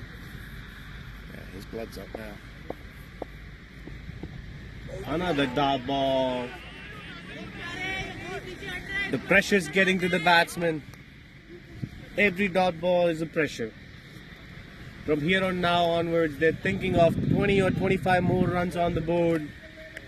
13 deliveries left. Yes, 2025 would be an ideal situation for NL Wolves. 150 on board would put a psychological advantage for NL Wolves. That's a good. Another dot ball. Yeah. That's the end of the over. End of the 18th over, 125 for 7 NL Wolves. So far season, like let's say we have both teammates from, you know, irrespective teams up there who are playing the finals. We have Abdullah Bhatt from Eagles and Chris from Wolves. How has been the atmosphere in the dugout or while you are at the practice sessions? That what's the mentality of the players? I'll let Chris go first. I think for Wolves, the mentality all season has been a solid team effort, and everybody has to pick up the slack if somebody is not having a good day, and that's what we have seen in most games. The start was great. The fear now is that the finish of this innings has not gone well, and it hasn't been the bowlers that the Wolves would have been the most worried about that have made the difference. Indeed, it's not easy to make it to the finals. No. No, it's very hard. And it's not only T20; they're also in the finals for F40. So, back to back, 2 finals in 2 days. It's going to be a lot of pressure on the captain itself. A lot of work, and the 11s are going to be very similar tomorrow too. So, I think Akash is rethinking some of his decisions. That's a beautiful shot over the. That's right in the hands of Furkan. That was a really good shot, but that is the 8th wicket down, and Wolves are crumbling, and they're crumbling under pressure. you've got to say that they've made some very solid connections in these last couple of overs, but the ball has just gone straight to a fielder, and that's good field placing from Kuram and from Eagles. And usually the weather helps too, the batsman. But now today there is no wind at all. None. That can help the batsman to take it over the boundary. Which of course does work both ways. The Eagles will have to contend with this when they bat, but so far Wolves have not done a good job of adapting to the change in tactics from Eagles. They were like 11 overs, 98 runs. Yep. Now they're 125 for 7 at the end of 18th over. 19th over running, right? I think. Yes, sir. It's 18.1. Wolves are 125 for 8. Yeah, 125 for 8, 18.1. Amazing comeback by Eagles from the 11th over. They only have given 30 runs in last 7 overs. And here's Aman into the attack. That's a dot ball. Misses completely, right in the black hole. Eagles are charged up. Probably trying to make some room for himself, but ended up making that into a dot ball instead of a wide.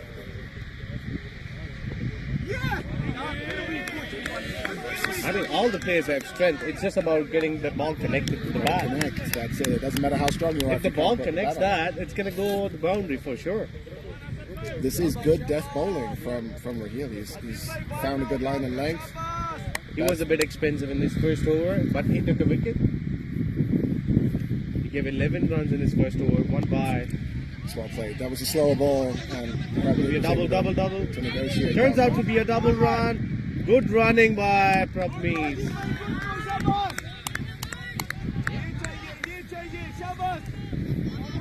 One short. Umpire says 1 short run. Now, that is not something you see very often. This game is getting intense by every ball has been bowled. And it's a beautiful lofted shot over the covers. Just double.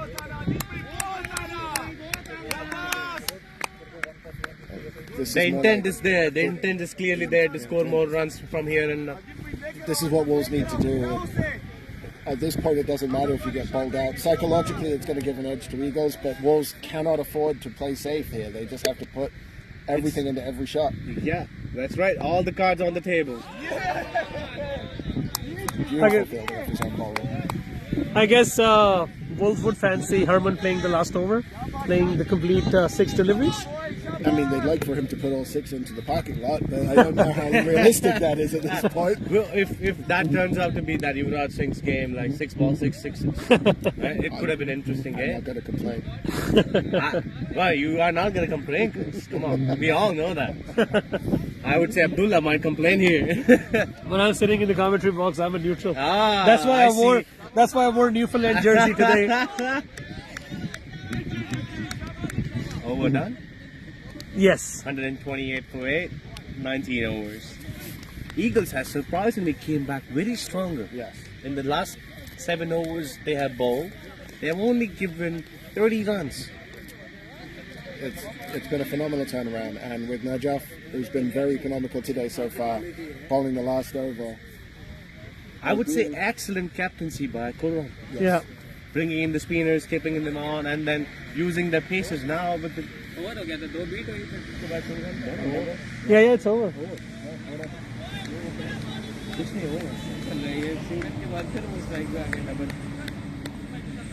I think the other big thing that he's done is he's set his field very well.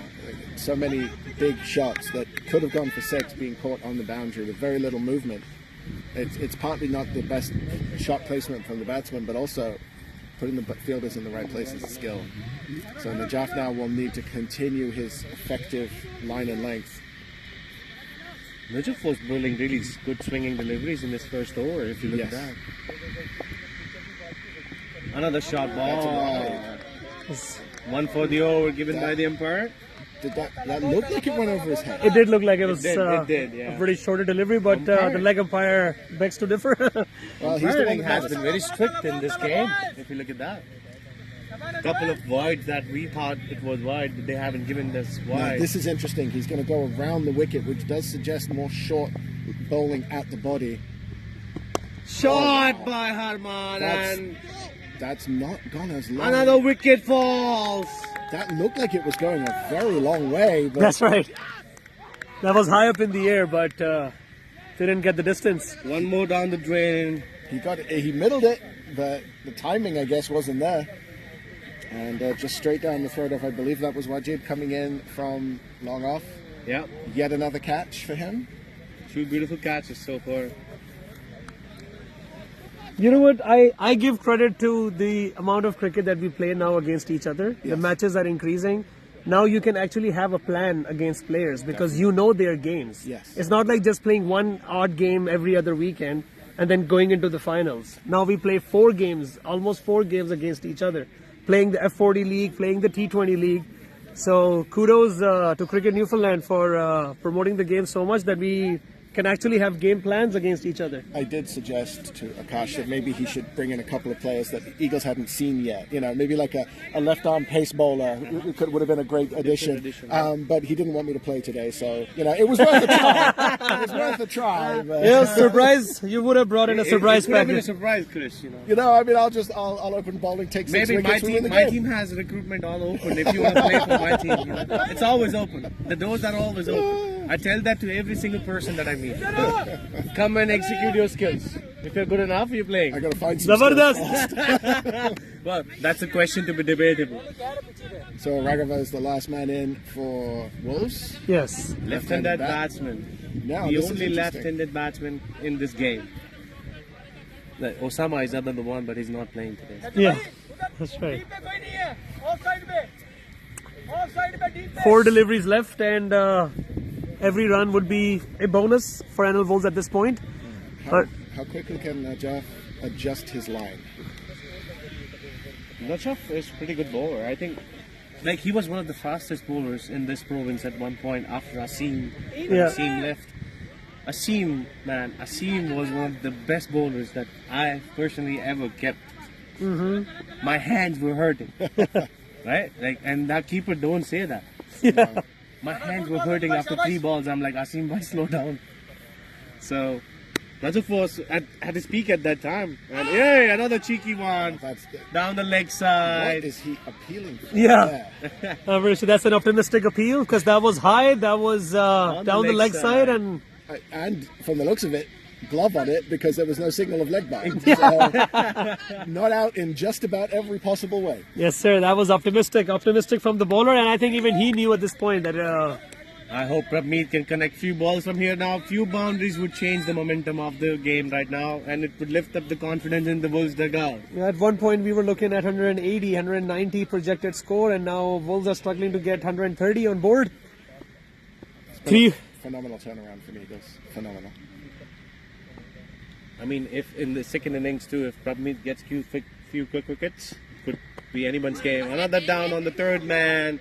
Another single for the bat. Looking for 2 here. It could be a run out. It's a run out. Long way. That is the end of the innings, and They could have played the whole fucking over.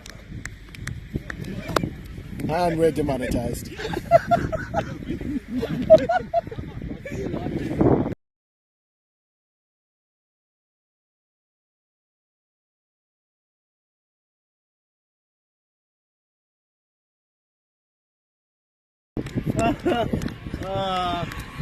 They could have played the whole blessed over there, but they decided to go for the second run.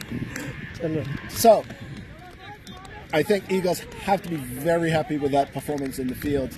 If I am Koram, I am giving Raheel the bat and telling him to go open. I think his 19th over, the one he just bowled, there's a big difference. If that had gone for a few runs, it would have made an even more pressure on Najaf there in the last over. Raheel should open now with, I think Adil will be the other opener. You got Saeed as well who could open. But Eagles have to keep this pressure on. They're flying high. They're going to have a lot of players very happy with what's just happened in the field. And Wolves are, without question, under a lot of pressure. Well, Chris, given the history of NL Eagles versus NL Wolves, I think this is going to be a nail-biter. Absolutely. And I think Eagles do not bat as deep as Wolves do. They have some very talented big hitters. People like Abu Bakr can get going, but they do also give chances early in the innings. So if Eagles don't capitalize early on, and if a lot of early wickets do fall, this is going to get very interesting. That's right. So guys, the news from the center is that NL Wolves have been bundled out for 130. NL Eagles require 131 to win the grand finale. We will have an innings break, short break indeed, and we will be back shortly.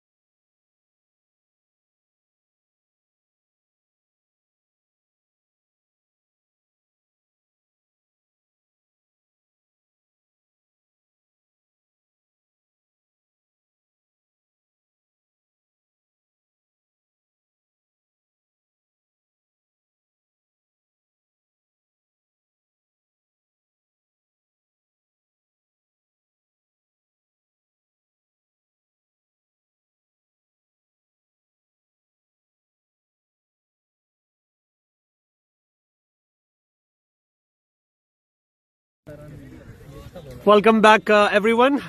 That is the beginning of the second half of the grand finale. Adil and Abu Bakr opening the innings for NL Eagles, and Taranveer will start the proceedings for NL Wolves, defending a low total of 131. Wolves will start the innings with a little bit of pressure, but given the history of NL Eagles batters, this is going to be a nail-biter. Taranveer has had some very good starts for Wolves this season, and early on with a good line and length. I'm going to be very interested to see if Pradmeet opens the bowling from the other end. He's been a little expensive in the last couple of games for Wolves, and Wolves does have a few options. Pradmajithia could bowl. You might even see Raghava opening the bowling from the other end. I'm curious how Akash is going to approach this, defending quite a small total.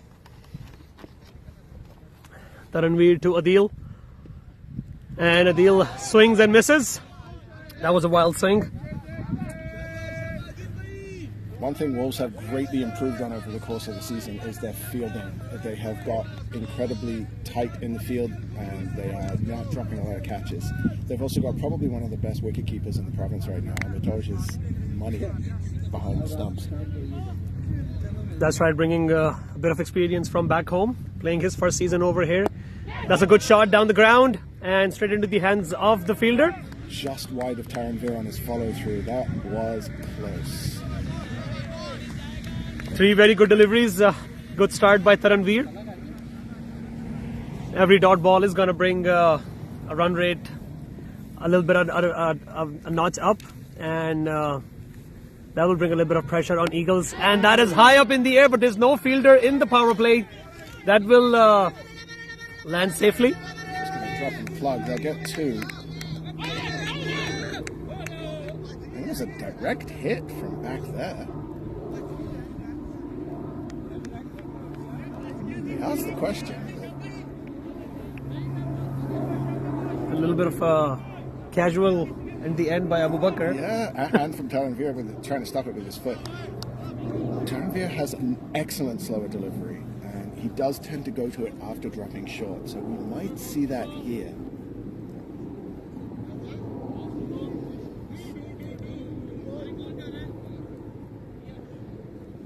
Yeah, 3 dot balls and a 2, so there's 2 balls to go. Taranveer coming in from the RCAF road and to Adil. Adil tries to let, that's a big edge, and it will... Straight down to Raghava at deep third man.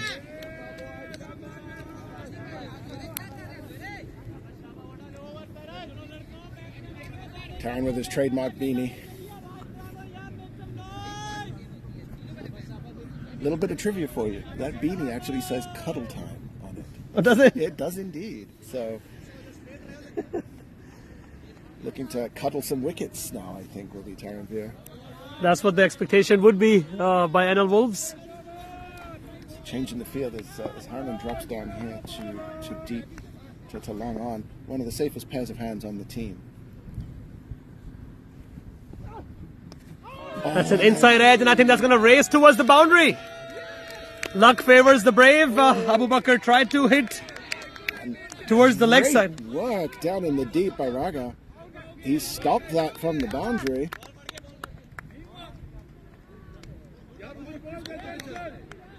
A confirmation by the umpire. That is not a 4. Excellent fielding in the deep by Raghav. Certainly saved a couple of runs for his team. So I think what we saw there, the runs that were scored off that over, one was a mistimed lofted pull shot, one was an edge. You've got to be happy with that start. Like, the runs that are coming are not confident runs. As in comparison to the start that Wolves had, the Gurman and Herman Sidhu, they look pretty comfortable. At least Gurman looked pretty comfortable against the spearhead of NL Eagles. Now, I don't want to brag, but who's opening the bowling from the other end? Would that be Raghava? Yes, I guess one of us predicted and predicted well. Funny, someone could have saw that one coming. I should probably go buy a lottery ticket. So some left arm spin to open things up. I think Akash believes these two batsmen are weak against the ball turning away. Raga does have good variation in flight, and he will get the ball to turn. But I guess if anything Abu Bakr would fancy in the power play would be a spinner. He is strong against the spin. Now, He struggles against the pace. if you look at the field, there's one man straight and there's one man at cow corner, and that's where I would expect the ball to go if it gets hit. So this is a plan. This is a definite plan.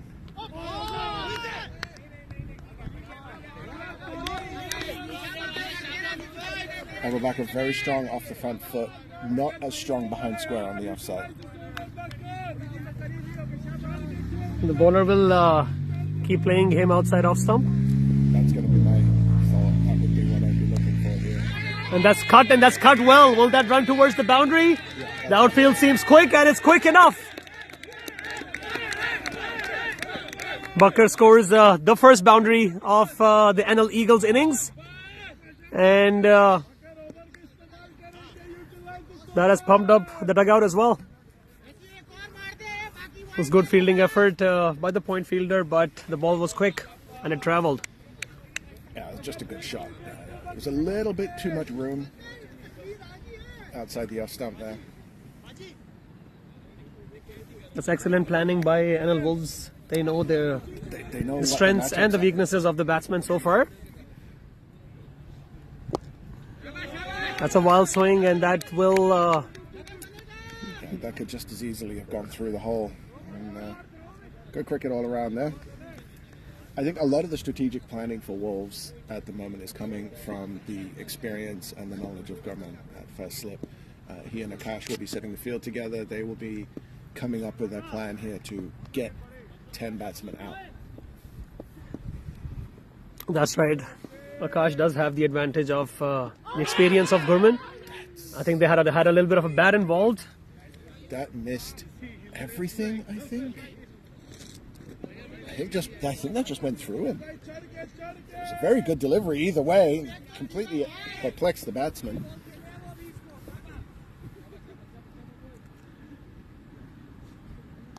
It's high up in the air. And that will land safely once again. But they've only taken a single. They settled for one. It would have been a wide. That could have been a wide indeed, but Adil tried to play it over the boundary, but was not successful. Very interesting shot. Not one you'll see in the textbook again, but if he's not out, it's a run. So.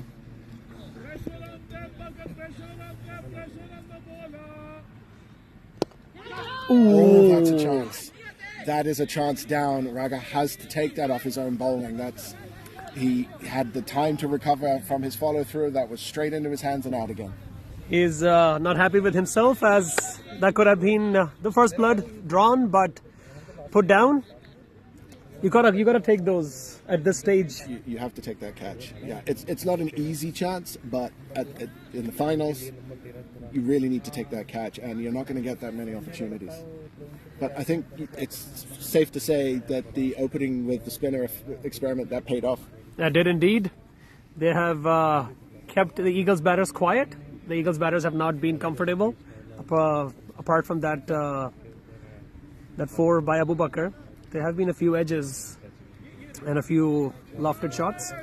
And that's been a trademark of the Eagles, is getting out to a fast start with their openers really going hell for leather in the power play. And if Wolves can contain that, it's going to set them up well for the middle overs. Taranveer continues from the RCAF road end. Had a pretty disciplined over, the first over of the innings. Adil faces, tries to hit hard and hits perfectly over.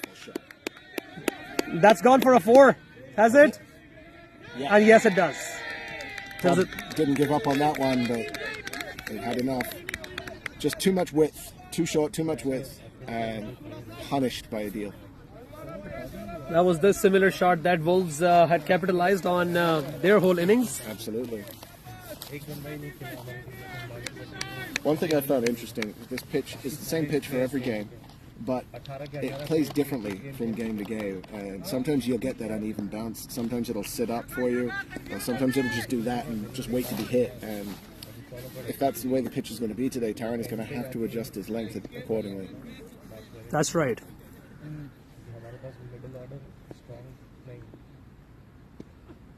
Well done. That's a great follow-up.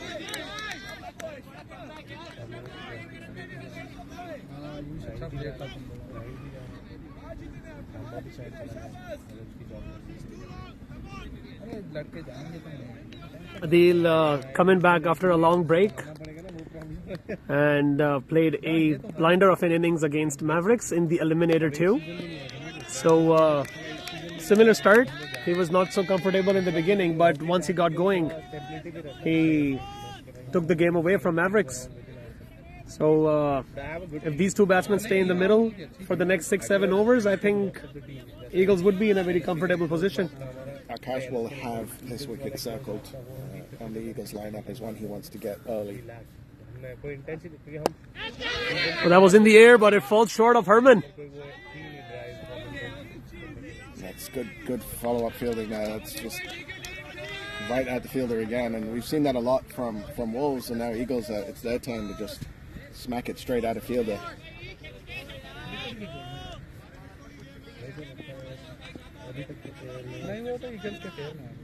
That is good bowling by NL Wolves.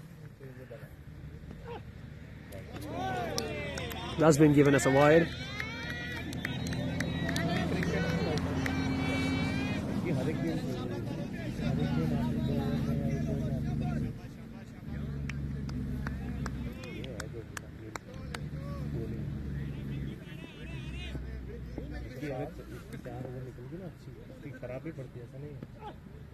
That's in the air and it falls short again of the fielder.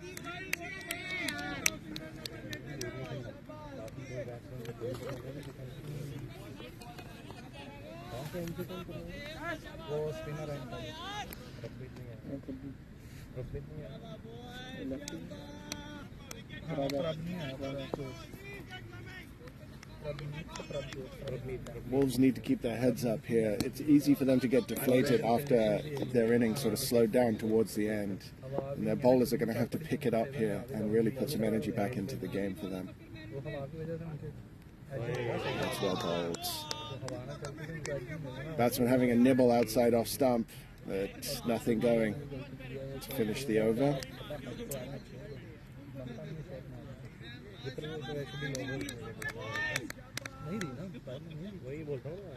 Abu Bakr not looking terribly comfortable out there. Adil looks like he's well set, but I think Eagles are in the right mental capacity to chase this.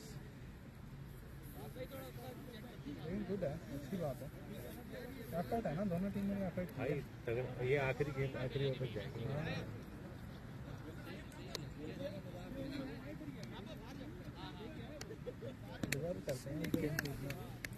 It's going to be Raga to continue from the SPCA end.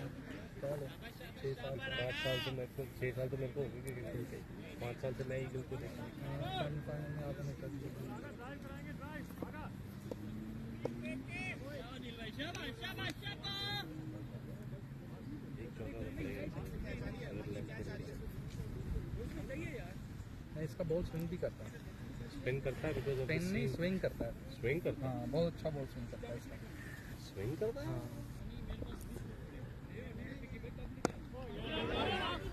Bowled again. That tight length and that ability to swing the ball, to turn the ball, is really keeping Eagles tied down here early on. Another dot delivery. The pressure is certainly on the Eagles batters. They are on 16. They haven't lost a wicket, but they haven't scored quickly either. The run rate is going to climb. To be fair, they don't need to score quickly. If they have wickets in hand for the last 5 or 6 overs and they need 7 or 8 and over, they'll be able to take the breaks off. But more than anything right now, Wolves need a couple of wickets to really put this game back into their favour. It's a good start.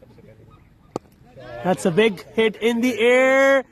Fielder, that is a 6. That is a 6, and that's going to take the pressure off the batter. That's the shot that you were playing for. That's what you wanted to have happen. He just got more of it than some of the Wolves batsmen are able to, and it carries over the boundary. I believe that's Harman Sidhu down there at long off, who couldn't quite get up enough to take the catch. very good shot. Good power.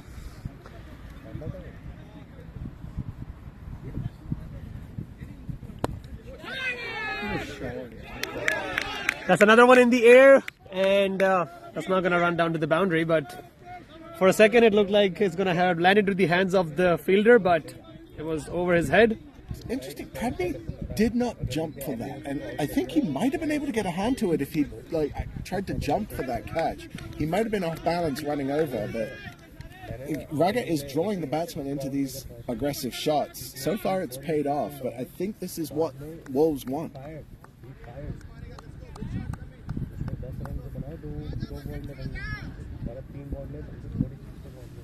As what we could hear from Akash in the middle, they are expecting big shots.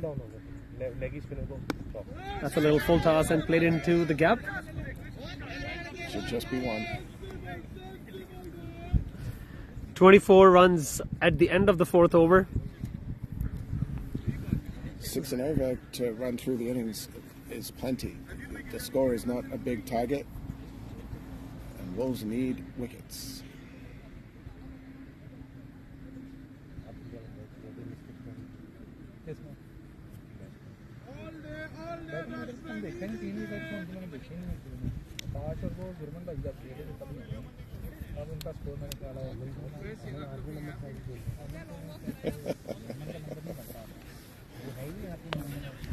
कैसे नेगी भाई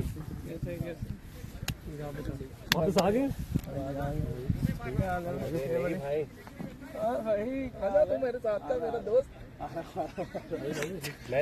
मैं try कर रहा हूँ तुम्हारे player को पोच करने का, बोलते मेरी कमिटमेंट नेगी भाई के साथ इतनी अच्छी है। दूर से रह, अभी बहुत प्यार है तुझसे, दूर ही रह तू।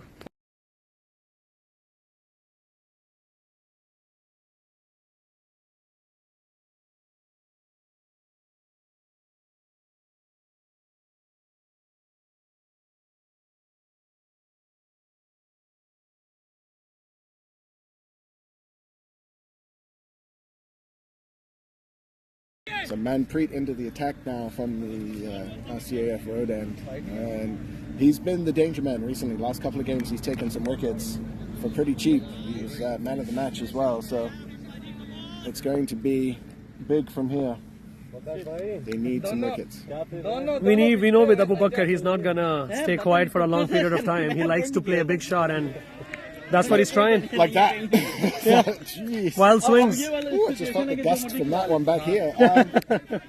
Manpreet is not a quick bowler. He is a consistent line bowler, and he gets wickets by forcing the batsman to make a mistake. That is Abu Bakr's weakness as well. He's a bit I would say stronger when it comes to slow pace spin bowling, but when there's a little bit of pace to it, he struggles. Good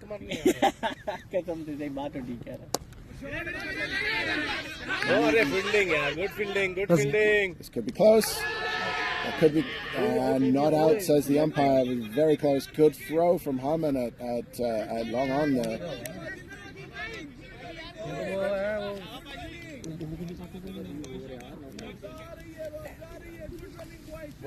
ये भी whisper भी आता है, ये पता है?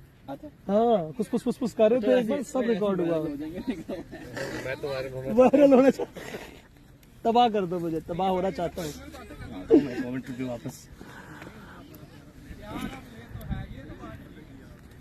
Manpreet is going to continue from the RCAF road end. Pretty disciplined so far. Bowling to Adil for the first time. And that's a beautiful catch by Amandeep. Fantastic catch by Amandeep at mid-wicket. Amandeep has taken a fucking shooter.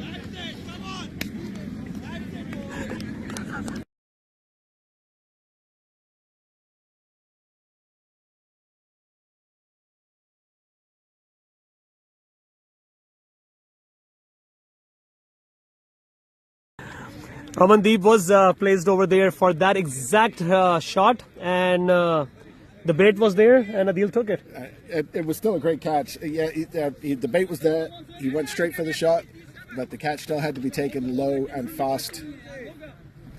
Well taken catch, and that's what we were saying about Wolves and how good they have become in the field through the course of the season.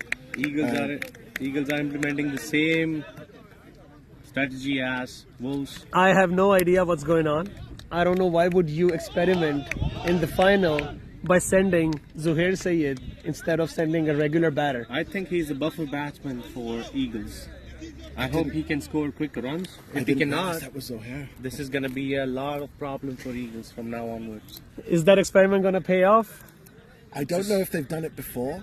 Because with Wolves, they'd had the experiment of bringing Taran Veer in, but they have done that throughout the season in the power play when a wicket has fallen. I have not seen Zohair bat this high up the order. And the thing is that Zuhair and Taranveer are two different kind of batters as well. That too. It could be that they just want someone to come in and play steady cricket, just get a single here and there.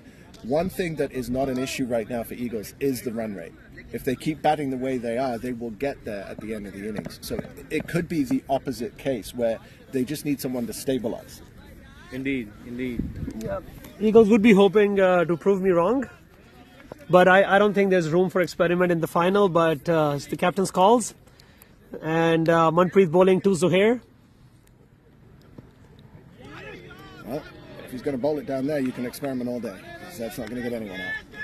But as you said, Chris, Manpreet is an experimental bowler. He can get you wickets. Yes.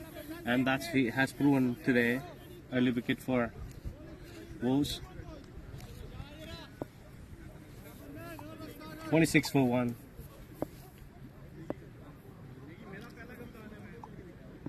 White ball again. Second white ball.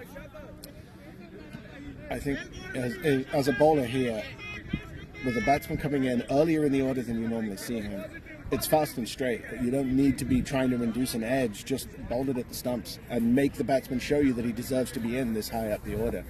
If he plays a good shot and you get hit for 4, so be it. You have to try and take the wicket right now. It's all about following the strategy, you know, like that's it. That's a good ball right there. Good length ball.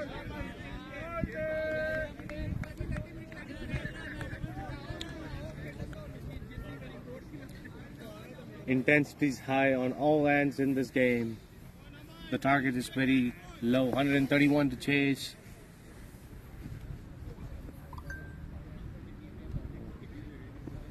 Another white ball. Third white ball of the over. You can't afford this many extras as Wolves. Manpreet needs to be more disciplined. Wide. 3 wides of the over so far. It's only been gone for 4 runs. And out of those, 3 have been wides. And a wicket. The required run rate is climbing.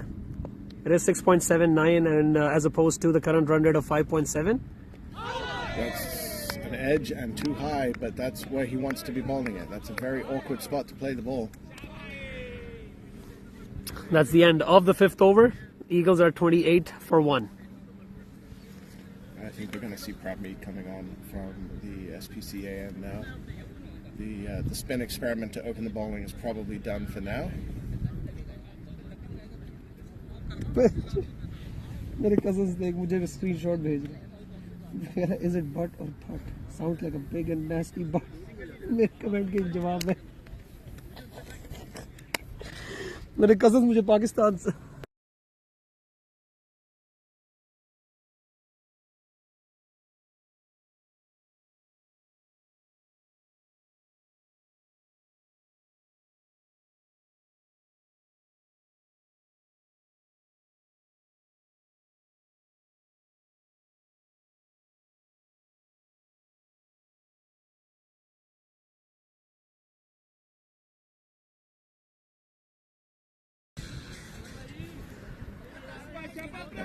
Yep, it is going to be Prabmeet from the SPCA end.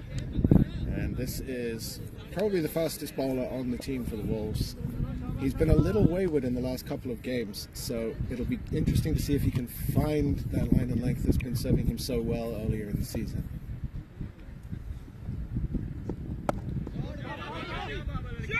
Good fielding by Bradley. It's all about getting the rhythm into the game and getting, not having any dot balls and scoring runs. Singles are most important right now. Changing strikes. Another length ball going down the straight drive. Another single. Could be oh, that's a close one.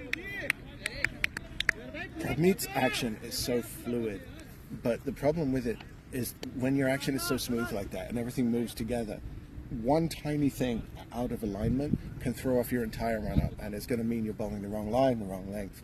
And we've seen that in the last couple of games. Something has not been right with his run-up, and it's led to him being a little wayward. It looks like he's got it up to the point today. I hope he can maintain that and get some wickets for the Just there. short. Jumped over Amandeep and a single. That was the slower delivery, and Zohara was out in front of it. Just fell short of almost a carbon copy dismissal. I don't think there's a slip needed for this bowler because the ball is not swinging at all. And we've lost all that cloud cover. You can use that extra fielder in the deep point or deep cover region. Because they're going with the attacking mindset that you want to put pressure on the batsman as well. That if he tries to slash the ball hard, there would be a threat of an edge. There you That's go. high up in the air. The fielder gets under it. and he takes it. Taken by Taranveer. The bowling change has worked. Prabmeet has bowled a good delivery.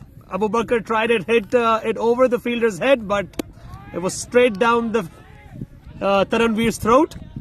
Good catch in the end, and second breakthrough. We've seen that so many times so far today. The ball is not carrying very well here. That was well struck off the middle of the bat. On another day, that's a 6. But Taranveer scarcely had to move. He just had to settle himself under it. Sometimes those catches can be a little tricky, especially in a high-pressure situation. But catch is taken, and both openers back in the hutch now for the Eagles. He's a safe hand, you know. Taranveer is a very safe hand. He If you have it on your team, you want him to be your deep fielder. Your boundary fielder, yep. Him and Harman for Wolves have been very safe in the Big team. hands. Yes, that helps. Now Eagles in a very weird position right now. Hope to build a partnership from here now onwards. 2 new batsmen on the crease. Interesting to note, this is almost the end of the power play. 2 balls left in the power play. Eagles at 30 for 2. Wolves will want to take another wicket in this over.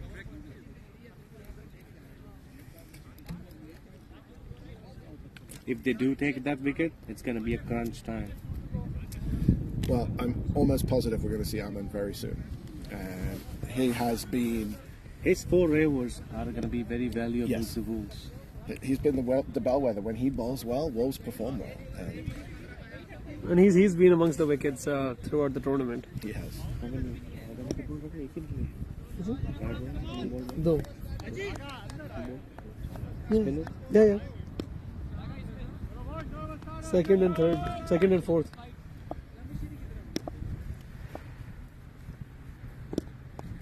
Yeah, it goes down to third. Fine leg. Good stop by Prab for a single. That's Swagger there fielding that one out. Fine leg. Well done. They are keeping the experienced Raheel for the later part of the innings. Well, you've got Raheel, you've got Furkan can bat.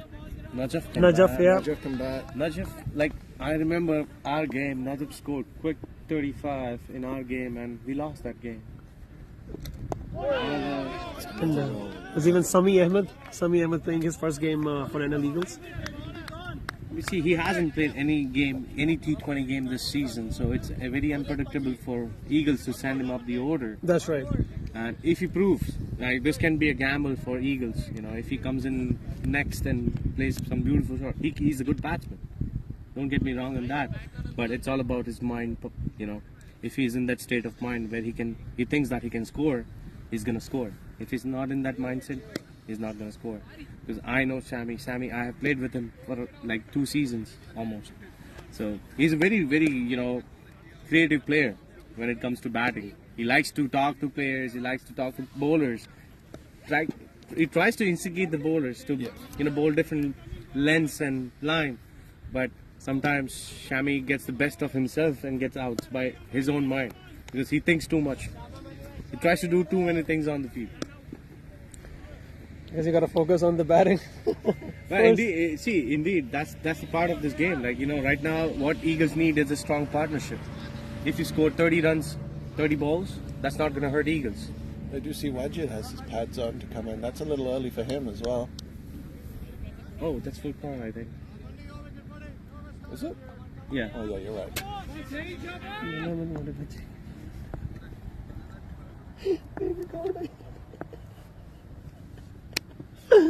Another wide delivery. Well taken, though, by Amitoj there. Amitoj is one of the best keepers in this province. I would say the number one keeper in this province so far. Yeah, he is a genuine wicket keeper. Conventional. He's not unorthodox, he's conventional. He moves with the ball. Like, I'm a keeper. I'm saying by my experience, I am not as conventional as he is. I have seen him throughout the season. He's improving day by day. Playing his first season, it's not easy to play cricket in no. Newfoundland anyways, but yes, playing his first season, he has been impressive. And his batting has got better through the season as well. And I think his batting suits more the F40 format. Definitely. He can turn on the aggression, but he's more of an accumulator of runs. See, as we seen today, he tried. Yeah. He tried, but it wasn't his path to bat at number 9 or 8, where he came in to bat. Yep. If it would have been more early, he would have been able to score those runs for the Wolves. And as you see, what a good bowling by Manpreet Gosal. Spade in there. They are keeping NL Eagles quiet, and I think that is gonna hurt NL Eagles at the end. When you look at the two batsmen who are in there, Saeed can score, but he doesn't score very quickly. Yeah. And Zohair not known for his batting. So Yeah. Wolves will want to keep these two quiet to the point where they actually have to start going on the attack. That's right. We have two similar kind of batters when it comes to their approach playing right now. Down to the point. Excellent bowling by Manpreet. He's bowling according to his field. Every ball, every shot has landed into the hands of the fielder. As Chris was mentioning, that he is, like a trump card for Wolves. If he bowls really good, he can get you that wickets, and he can slow down the run rate. And that's what he's exactly doing right now. He certainly has, and it's not just slowing down the run rate. The required run rate is creeping up too. That's just a single over the deep point. Yeah, Wolves won't mind that. Obviously, they would rather have a maiden, but a single here and there is not going to get the job done. Last over of Popley. Popley's done, I believe. Yeah, it's the 7th over. Still have only 2 fielders outside, which is interesting. Wide ball again, bowled by Manpreet. I think Wolves feel like there's no point with a defensive field because a runner ball is going to be enough. Indeed. So you might as well attack. But these extras are not helping. Absolutely not. The 5 extras from Manpreet so far in 2 overs. You can't afford free runs when you're defending a small total. It is going to be an intense game. So we're facing the delivery from Manpreet. Another on the leg. He followed him. Zohair tried to make some room. Manpreet saw it coming and followed him down the leg side. Good bowling by Manpreet. It's a hard thing to do as a bowler to adjust your line when you see the batsman moving. Because it's pretty difficult. If you see the batsman moving away and you want to bowl it on the offside, you can. But at the same time, you want to follow the batsman throughout. Yes. So he cannot hit the ball as he wants to. They've taken that slip out to put another person in at short cover. Another wide delivery by Manpreet. This is not helping Wolves at all because it's going to build the confidence for Eagles. Every ball you see out of the bowler's hand, it helps you get more settled, helps you sight what the ball is doing, what the pitch is doing. And as a batsman like Zohair, who hasn't played up the order that much, it's going to be very easier for him to settle down with this extra deliveries.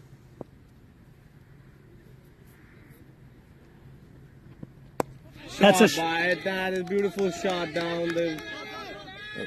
Another single is from there. Zohair. As we used to say in Barbados, shot for one. It deserved more than the single it got. It did indeed, and the difference between both the sides have been running between the wickets. The NL Wolves were converting their singles into doubles, and this ball went as far as the boundary, Yeah. and the batsman only settled for one. Excellent point. You have to take that first run fast. If you jog through for the first run, you're not going to get the second. It's all about the non-striker too. The non-striker wasn't even like out of his crease by the time ball was reaching the batsman. You know what I mean? You have to take a start in order to convert those ones into twos. I guess when your striker plays a 3 or 4 dot balls, that's what's lingering in your mind. There's going to be another dot one, and you don't want him to keep the strike in the next over. You want to come and face. Yeah. So probably that was what it was in the mind of Saeed as well. He wants to face. He is the regular batter out of the two. Let's see now how Zohair faces Prabmeet in the second over. I think if I'm the Wolves bowlers, I'm just trying to put the ball on the stumps at pace and hope he misses. And that's a beautiful hit over the offside, going to a steep point. It's going to be a 2, and it's going to be a comfortable 2 for Eagles. Top edged. I don't think that's exactly what he intended, but it bounced safe.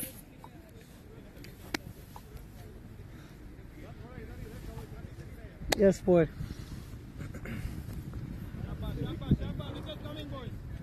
$38 for 2, 7.1 overs. Prabmeet to Zohair. And that was brilliant delivery. Beautifully bowled. Zohair just played just inside the line of that one. Looking for a single. Zohair over there, and that was a brilliant delivery. Beaten all ends up.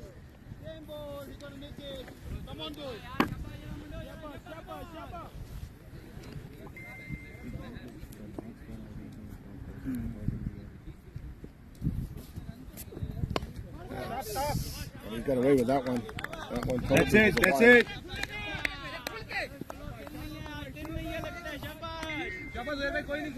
Bit of a chatter going on from both the dugouts and the players from both the sides. Pressure game. I think this is what we saw from the spinners from Eagles, was the slowing down of the run rate. That is That would have been a single, but Zohair just straight up denied Saeed for a single. Did he play a shot? It was from the leg. If you don't play a shot, you can't take a leg by. It's a dead ball. He tried playing a shot. Okay, I wasn't sure. I didn't. But He actually tried playing a leg glance, but it didn't work for him. I'm pretty sure that wasn't in the mind of the batter anyways. And that's high up in the air. Will it do to the fielder? Oh, that's Just just a short. single so far. just short of the fielder coming in. Once again, after playing 3 dot balls, Zohair takes a single and mounts pressure on Saeed. Now, what does Saeed do? Does he play a big shot, try to go for a boundary, or does he take a single to keep striking the next over? I don't think he can be thinking that way this early in the game. I think he's going to try and hit the ball hard. Oh, that's a beautiful Yorker. He's only going to be able to hit the ball hard if it's a loosener, but that was a peach of a delivery. Beautiful. Right up in the block hole. And End of 8th over. 8 overs down. Who do you think right now is happier with the state of this game? Wolves. For sure, Wolves are happier with the state of this game because they still have to score 90 odd runs from here on onwards in like 12 overs.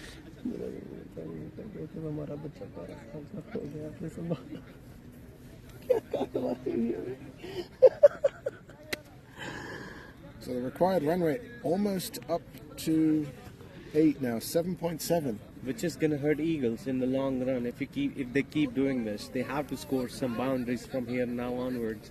Amandeep coming from the SPCA. 92 runs required of 72. That is not a difficult equation, but given the current circumstances of the match, Wolves certainly have an upper hand. Amandeep usually bowls from the SPCA and today is coming from the Torbe, and hopefully he can convert some balls into wickets, and he's been a good bowler for Wolves so far this season. He has been the middle order stop on the run rate, and with the run rate already being low, the Eagles batsmen have to take it to Aman if they want any chance of winning this game. If Aman can get through his 4 overs for 20 or 25 runs, the pressure is going to be even more on Eagles. The game is on. The game is on. The game is certainly on. The next 2 or 3 overs are going to be crucial. That's right. I still think Eagles sending Zohair wasn't the best idea. That's certainly in my opinion too. When you are playing the final,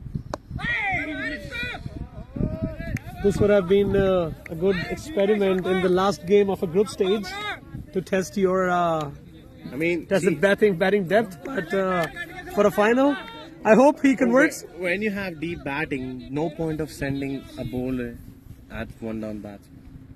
That doesn't make sense to me at all. If you can convert the dot balls into singles, that's a different story. But that's what's not happening. Yeah, that's the third over in which Zohair has played 2 or more dot balls. Pressure's mounting. He's shown a tendency to lose his patience after a few dots. So you can't really do that against Ahmed. He's too consistent.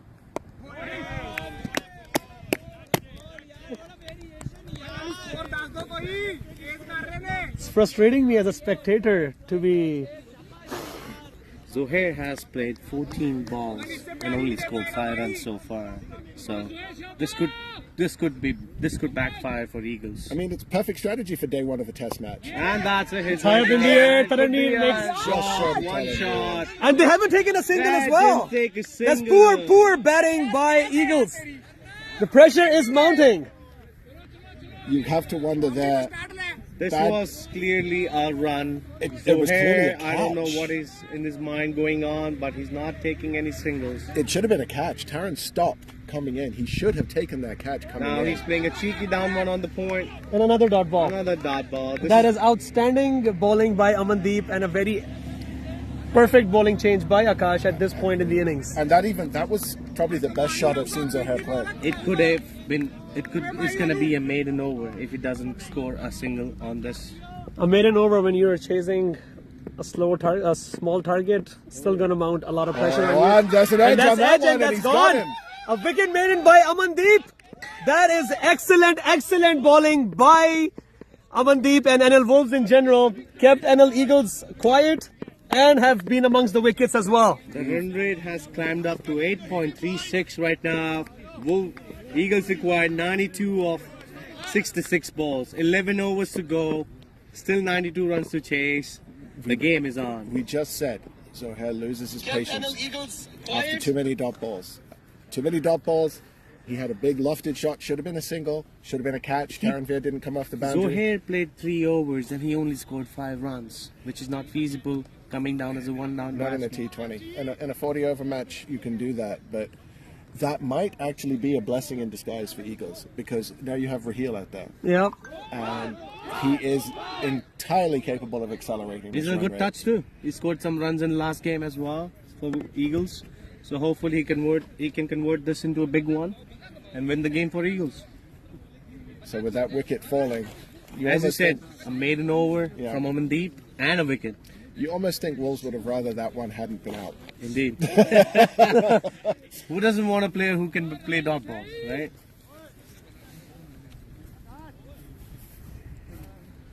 That was a good take by Amit Awasthal. Very good take. His reflexes. It's very hard. As a keeper, I'm saying it's very hard to get that edges, converted into catches. Especially when you're standing up to a bowler. Yeah. So Pradmeet to continue. Third over. SPCA end. What a match it's turning out to be. It has never been one-sided throughout, but NL Wolves were under pressure when their innings ended. But what a turnaround! It's all about getting that another wide ball delivery. That's a wide ball down the leg side, but it's not going to hurt as of now. A couple of wide here and there because they have kept the boundaries dry. They have kept the Eagles quiet. This game has been a real roller coaster. Wolves started off so fast on a very accelerated pace. At this point, Wolves were 80 runs for 2 wickets. But they did get a big Could be another wicket. That's another another wicket one right down. there for Wolves. Taranvir again. Saeed is gone. And Eagles are falling apart here. Eagles are definitely crumbling under pressure. That's what happens when you play dot balls. When you play dot balls in a T20 game, Chris, that's what happens. The regular batters gotta accelerate, and the other bowlers are there to play as well. They haven't built a partnership at all so far. The only few spurs that we see from Adil and Abu Bakr, that was in the beginning of the innings. Now they're just crumbling. Dot balls converted into wickets now. That's right. Not runs. That's what just happens. Wickets. Yes.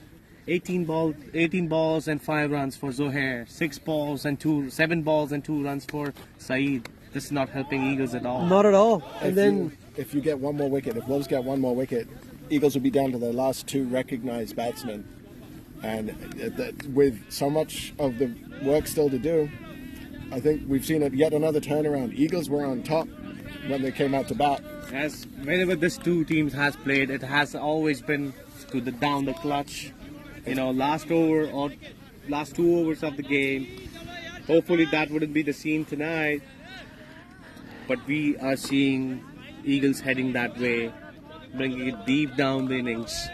Hopefully Furqan is on the crease now. Hopefully Furqan can build a partnership with Raheel and maintain the run chase for Eagles. It's been tight, it's been low scoring, and this one doesn't look like it's going to be any different. Prabmeet, the magic. As you said, he wasn't able to perform in the last couple of games, but he's bringing it on today.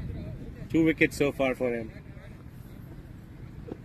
from me to Furqan and another dot ball. Right on. Oh, it's going to be a 4. Was that going to be a 4? The ball is racing towards the boundary and now it's going to be cut short by this fielder. A little fumble in the field allowing the batters to take a 2. And having taken a really good catch, Taran there letting that one go through his legs. And looks like a promising start from Furqan, playing his first ball for double. they don't need any more dot balls. Any more dot balls are gonna. The run rate is over 8 runs and over right now. That's that right. We don't want. Another dot ball. In my opinion, if a regular batter would have been sent up the order and he would have taken 10-12 balls to settle down, It would have been there a was different higher story. expectation from him to finish the game yeah, rather than just relying on an experiment. what you're going to see as well, the difference with Wolves in the field is that if one of their regular bowlers gets hit, Another catch. And that's a boundary. That's a brilliant hit! That's it. it's a great shot. I believe that was a wonderful ball as well. Yeah, It was, yeah. Furqan just dismissed it like he had no time for He that. connected that. He connected with Timing. strong power. Eagles are going to rely on Furqan and Raheel's partnership. Don't forget that Furqan can bat. Yeah, oh, he can. No Yes, question. He can. has scored 87. He has scored 60. He has scored a 50 as well. He smacked Waqas Ali, the veteran, for 28 runs in an over. Right? So that can change the game anytime. It's all about keeping the nerves. Another dive. That's a no ball. That's tried a to no take ball the from pace the off. bowler. It gonna can be be a 2 2, runs. another 2 and a free hit. That's what a boundary That's does it. for you. That's it. Eagles are charged up now at this moment. The dugout. He tried to take the pace off there, and I would not be surprised if the umpires issue a warning for that. That was right at the body. I honestly don't think so. The umpire isn't that stable to think about that right now. The umpire is too much pressurized for this situation. They are not trained for this pressure situation. Even they are like level 1 umpires, they haven't been umpiring this much pressured game. That's right. It is a crunch game, not just for the players, but the umpires as well. So that was plum, but it's a free hit, so it doesn't matter. It was going down on the leg for my.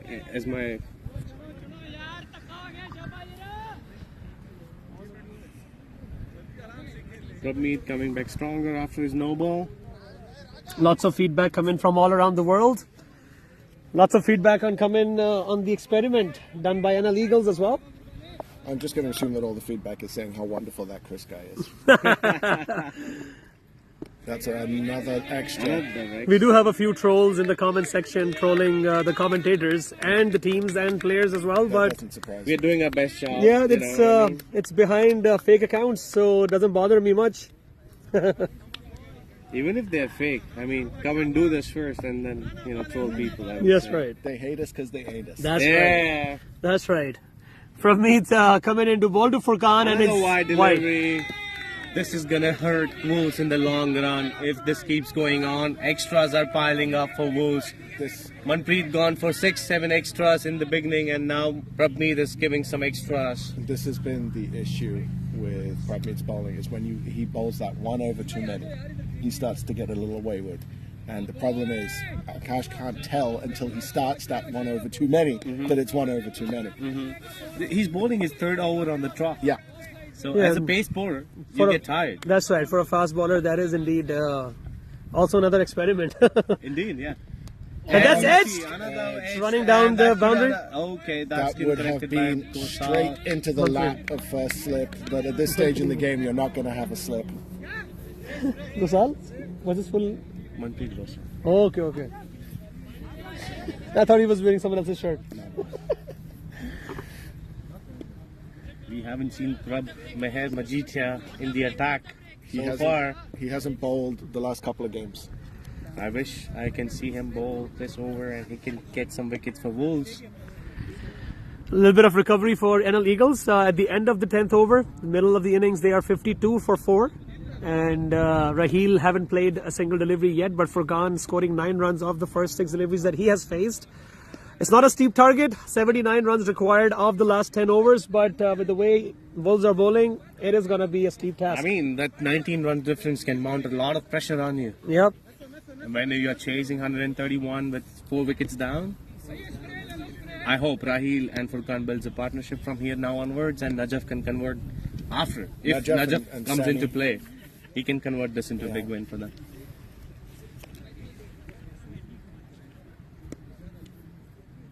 And have been amongst the Mhm.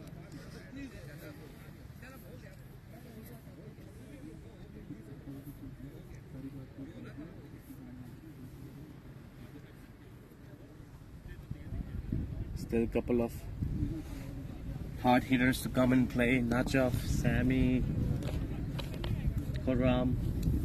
They can all hit, but it's all about building a partnership from here on onwards. And if they do that, I believe they can win this game. Yeah, this is still very much in the balance. I mean, this could go either way. You know, Wolves are tightening that screws up really nice. They've got some early wickets, and that's what Wolves are known about in this whole season. They have got their wickets in the first 7-8 overs, and they have choked down the opposition. Looking at like the game that we had against NSK and Wolves, 97 runs. They literally blistered NSK out of the play. NSK never had a chance to come back in that game until they did a good comeback. But Amitoj, at the other hand, had the strong held on the batting and won the game for Wolves. And that's what we need right now here, a good partnership between Najaf or either Raheel and Furkan, who can, we all know that they can bat. It's all about giving that commitment. That's right. Thank you so much, Daksh, for a detailed explanation. The Eagles would be relying on this partnership a lot, and I think the trump card would be Amandeep bowling a wicket made in his first over, even though it was Zohair, but I mean, still like, could have. that call, sending Zohair up the order. I mean, it would have been nice if it would have been come up the order like at Played 5-10 fourth. deliveries and I mean, scored like, 10-15 runs. yeah, Yes, but see, that was not the same impact as we see from Wolves sending Taranveer up the order. Yes. He scored 21 runs of 19 balls. yes, that's right. He hit the strike bowlers for 3-4s. That's right. Right? That's what you need to do now when you are a buffer batsman. You can't do that. This is not a test cricket that you can say send a night watchman up the order and like have that, wickets Yeah, hold off. But this is not going to help the Eagles at all. this is a very interesting call here from Akash. So he's going to change Amandeep's end. I think we'll see Aman replacing Prabmeet from the SPCA end, and we're seeing Raghava come on for his last 2 overs I would here. like to see Prabmeer Majithia bowling from the SPCA and so far. I would like to see that as well. I don't think we're going to, just because the spin has been so successful today. All the spinners who have bowled tight, and I think we're going to see that continue. Like Aman with a wicket maiden is almost definitely coming on from the other end. Indeed. And now, as the field has been opened, the spinners are going to be more effective than Yes. usual. That's too short. Another shot down to the third man. Dot ball. An absolute drag down. Raghava gets away with that one. That was not a good delivery.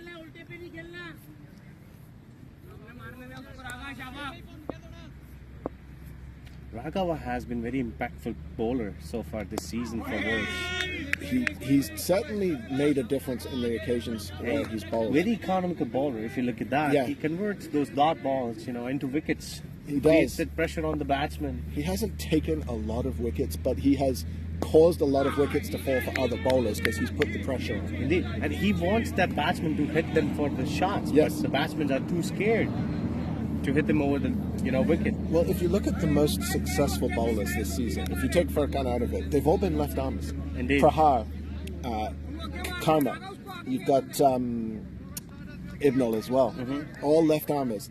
And I think it's because the batsmen, what's his name as well, Chamila as well, the batsmen just aren't prepared to play the left armers.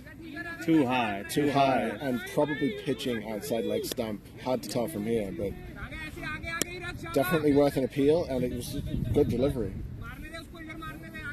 The batsman looked all tied up by that one. Indeed. And I hope Rahil can score some runs from here. Another down the drain, going down the square leg area, just for a single. All they need a good partnership from now, and they can convert into a big one at the end. And I think, Dax, that's the difference there between a good bowler and a great bowler. Raghav just let the pressure off with a full toss. He had the batsman all tied up, and then he just gives him a freebie. It's a great captaincy by Akash, bringing in those spinners while, needed, changing the bowlers, Agreed. getting that run rate down, getting that run rate higher up for the batsmen to chase. Yeah. It's 9 and over right now, which is going to be very difficult for Eagles to chase. As we all know, it's a final. It's going to be a crunch game. 54 for 4 at the end of the 11th over. At this point, NL Wolves were 98 for 2 wickets.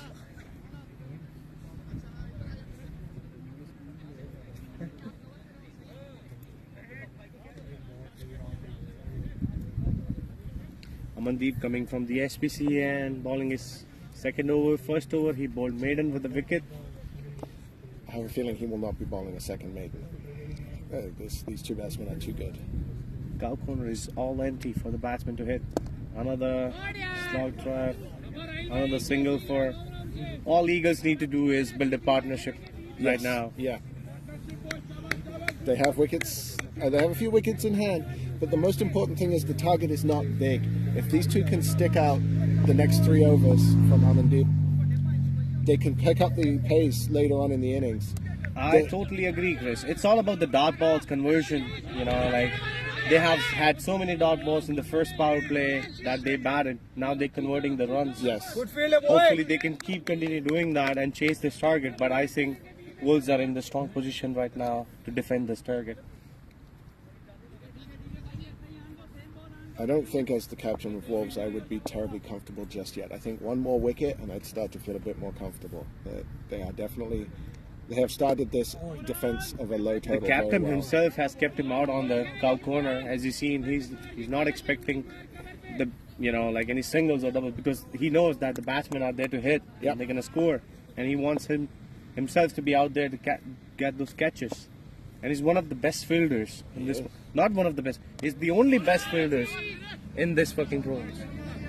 As you said. Yeah, he is.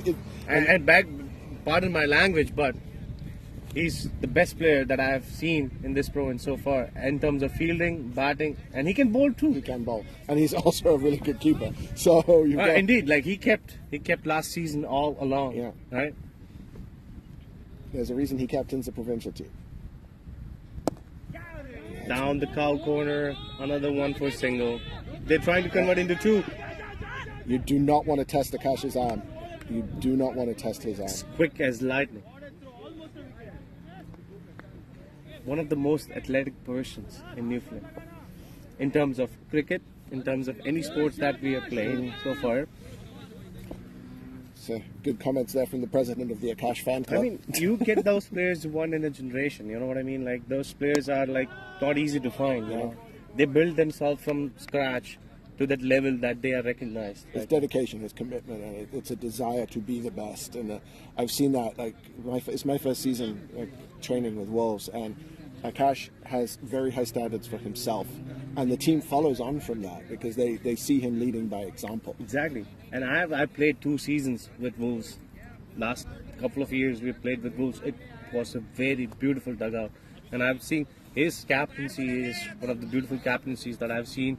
He understands the game. He actually manipulates the opposition into doing things that he wants to do. Yes.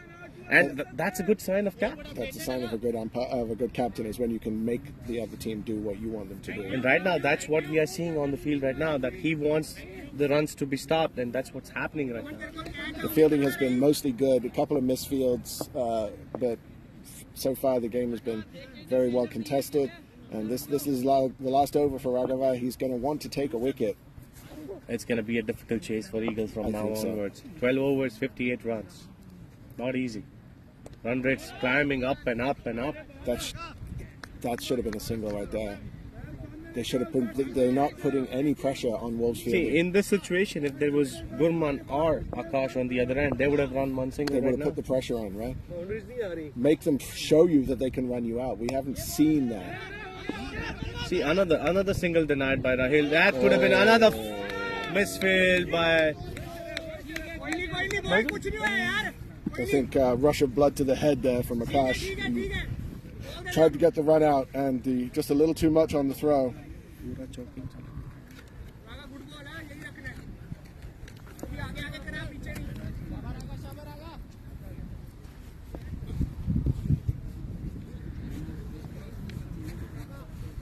The run rate has mounted up to 9.39 now, and the current run rate has dropped to 4.7. Choking under pressure. And that's a much better running from Eagles. They're finally starting to put some pressure on Wolves in the fields. And if Akash is missing a run out, then you know the pressure is on.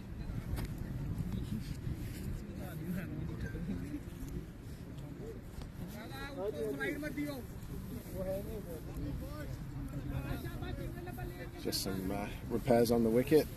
As I've seen again, spinners really drying up the runs.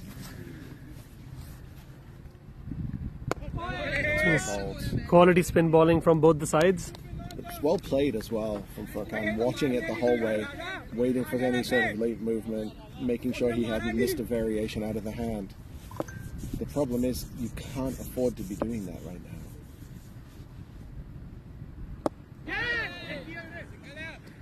Little in the air, but nobody anywhere nearby.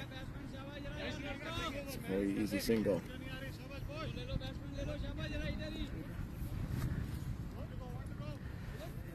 It's going to be the last delivery of the 13th over. And of Ragha's spell. Brilliant spell. So far, he's been a big change. Like, opening with him, I don't think Eagles were expecting it, unlike some people.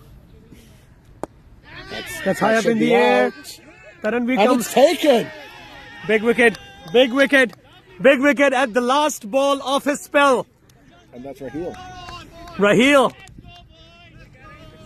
Half a side of NL Eagles is back into the pavilion.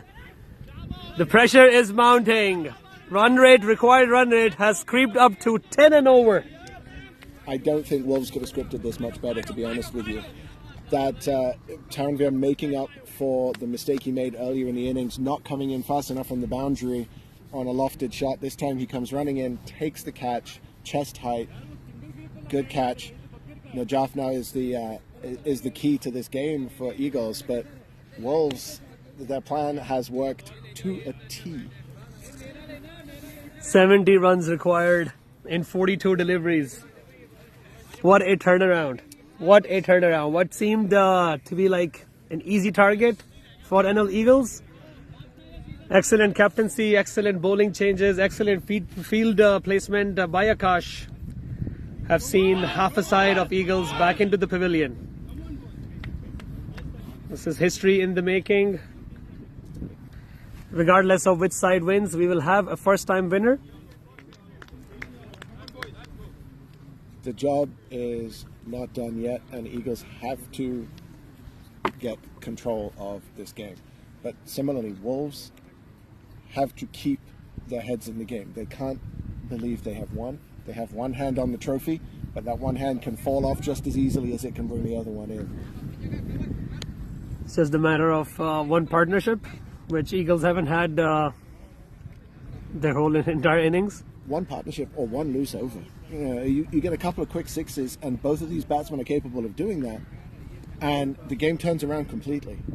So I don't think yet Wolves can get too far ahead of themselves. They need to keep the pressure on. They need to keep doing exactly what they've been doing. There's no need to change the plan. The plan is working. That's right. This is giving me a recap of the first game that Wolves and Eagles played when Wolves were bundled out for 99. I guess it's a similar kind of match. The only difference is Wolves have managed to put 30 extra runs. I don't remember the game you're talking about. I refuse to acknowledge it exists. Yep, that match wasn't viral on YouTube at all. We didn't have 6,000 views on that.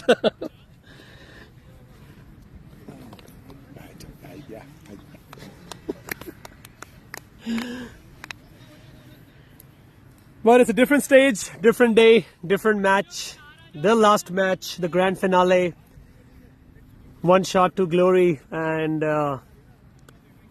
Akash and his team, they are just a few steps away. They're in the driver's seat, but optimism is still cautious at this stage.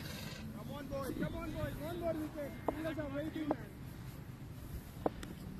then to bowl his third over.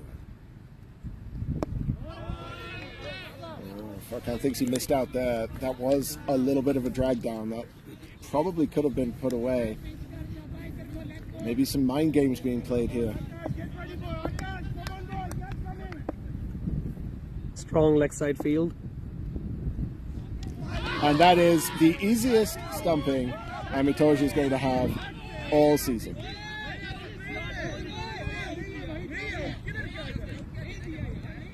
That's not out given by the umpire. There has been no appeal. The batsman walked.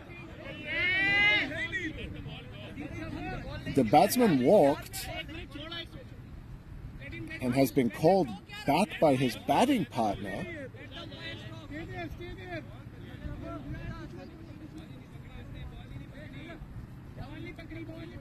So the ball needs to be in the keeper's gloves when he makes contact with the wicket. After that, though, it doesn't matter. I did not see on the live action if the ball was still in his hand.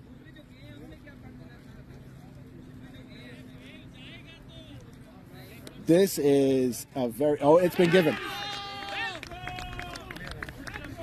That is the 6th wicket down for Khan. And I think so. It's hard for us to say. We only had one view of it. That would definitely have gone upstairs to the third umpire.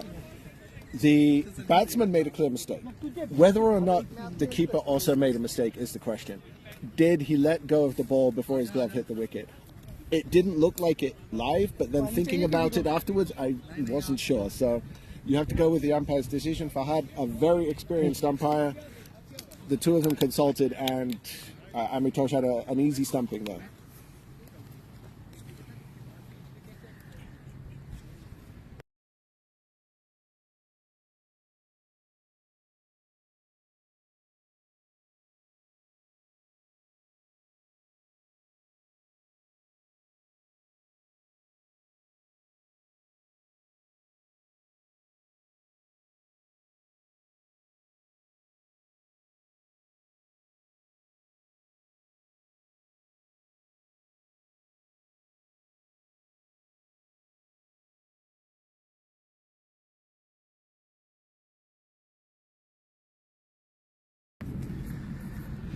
Wajid joins Najaf into the middle.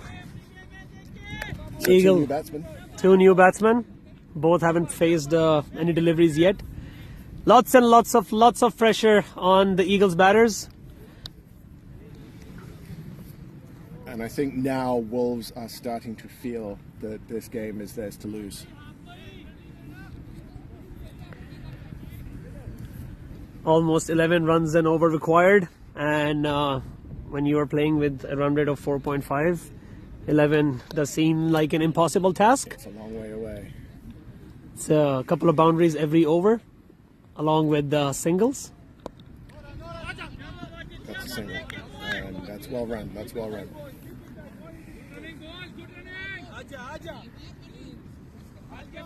One thing you notice when you look down through the players still to come for Eagles, you've got Koram, you've got Hassan, you've got Sami.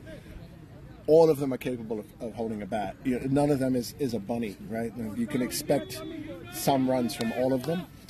It's a question of how quickly they score them. That's right. This man on strike here is going to be a very important player for the rest of this game. And he realizes that as well, because if he's gone, that's it, curtains. Yes, I would agree with that. And I think if he is able to bring Eagles home from here, he's clearly man of the match for me.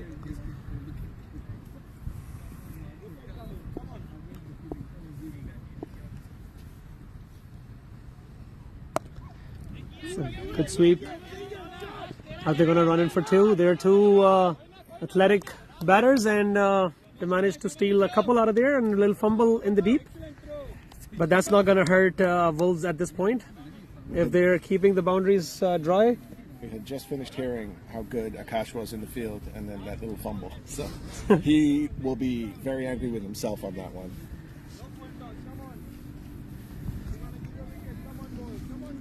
But a run a ball or the odd two here and there is not going to do it. No. The Eagles, they need boundaries. That's right. It's going to be the last delivery of the 14th over, and it's going to be almost 69 runs required. Yeah. We're almost at 12 and over. And this is a trap you fall into when you have a total that's just over a run a ball. Because you start by thinking, I don't have to go for it. I don't have to be too aggressive. But if you fall too far behind, that run rate goes up very quickly.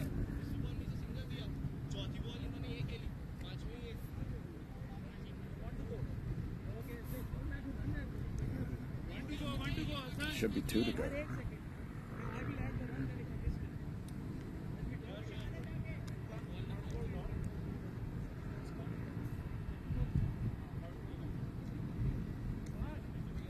Oh yeah, he was stumped on the second ball. There's a little bit of error in the scoring, but Furkan was stumped on the second delivery of the over.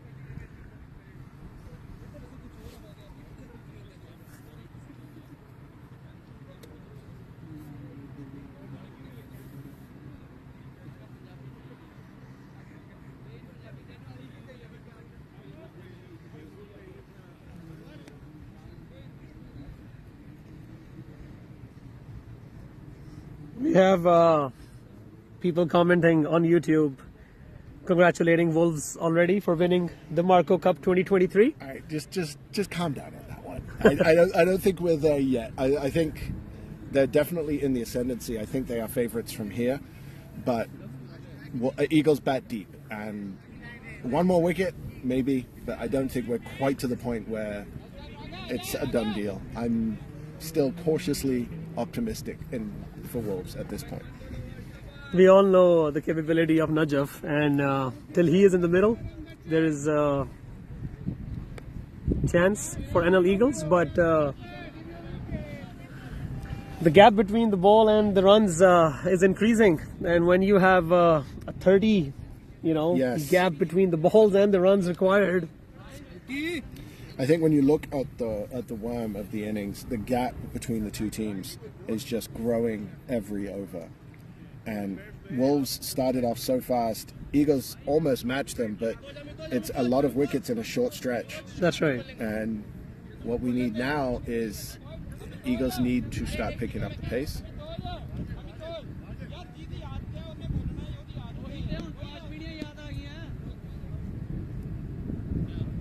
Just a small delay here while we try to figure out how many balls are left in the over. They're having a bit of a banter in the middle. The wicketkeeper and Wajid.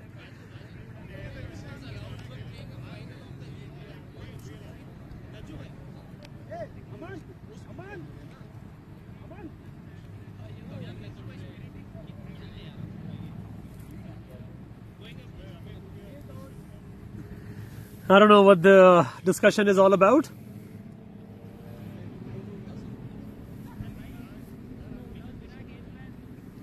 What is happening? Oh, the batter wants to play without the gloves. I don't know if that's allowed. That's the discussion in the middle. I remember Larry Gomes used to do that for the West Indies. I guess they have agreed on it. If he wants to play without the gloves, he's going to play without it. I mean, if I'm Akash, I just bring Taran Veerapravmeet back on and see how quickly he wants his gloves back. That's right. That's right.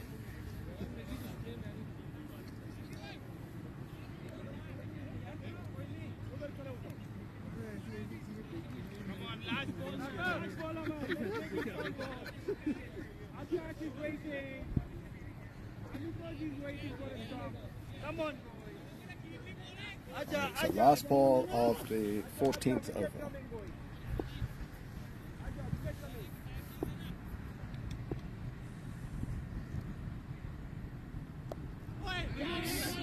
Cleverly played. That might not make it to the boundary. It's a good throw in from Manpreet at the end of the over. So now, Ragga's spell is over. They're going to need to bring somebody on from the CAF road end. They have an over from Pravmeet. It might be Harman. He has had the golden arm for Wolves in these situations. He has taken 5 wickets in a match this season already. That was against Eagles too. Yes, it was. The match that was unfortunately lost by Wolves because of DLS, but that was a... He's actually done it twice. He did it the last time these two faced. So he's got some history with this team.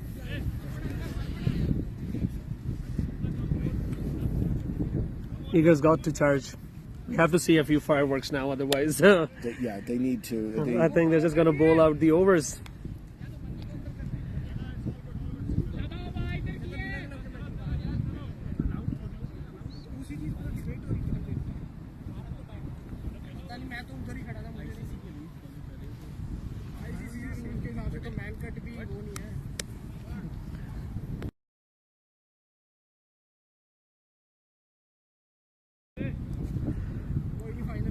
Harman being brought into the attack, and Wajid, pretty unusual batting stance, playing without the gloves. The last guy I remember doing this was Larry Gomes, who played for the West Indies in the early 80s. I haven't seen anyone do it since. It's brave, especially with someone bowling left arm over the wicket, angling it in across him. The stance is very open too. He's almost telegraphing a shot to the leg side.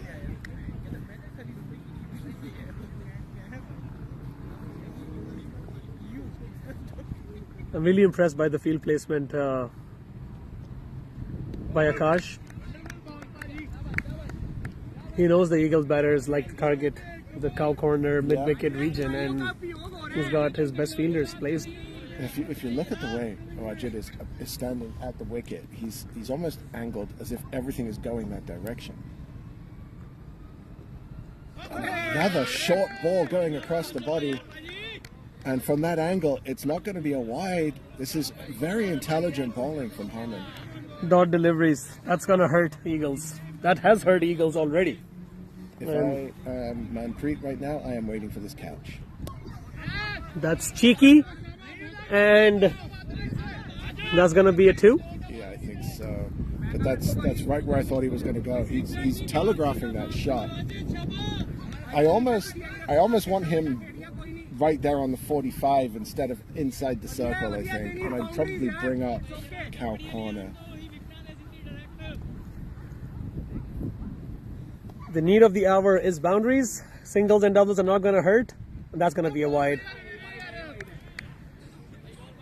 I think Amitosh could do with coming a step or two closer.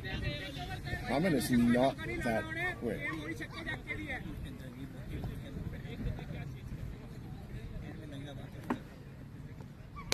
That's high up in the air. Fielder comes underneath. Is he going to take one? Yes, he does. Wajid goes back to the pavilion. Harman comes in and Harman strikes. The golden arm strikes again. This man is always ready to take a wicket when it's needed. That's not the guy they would have preferred to get out, but you still have to take 10 wickets. And now it's going to be, is that Sami or No, that's Semi. Semi. Ahmed. Yep.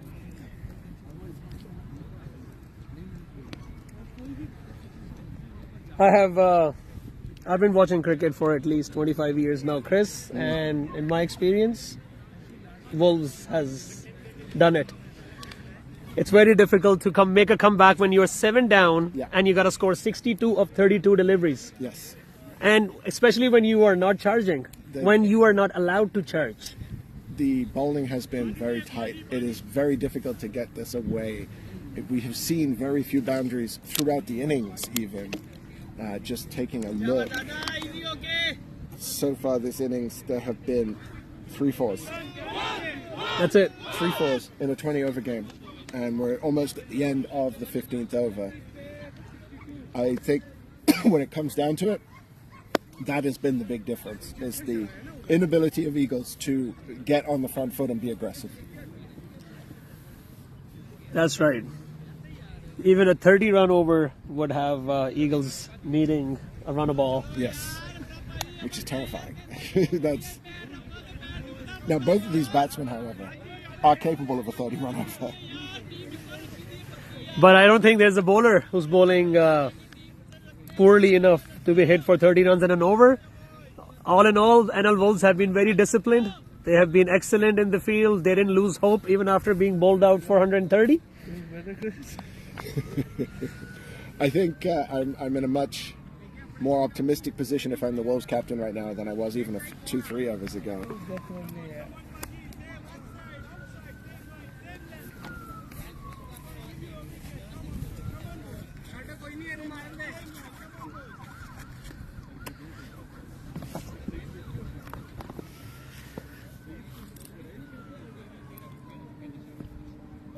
Swing and a miss. Goodness gracious. Almost another wicket. I don't know what that shot was though.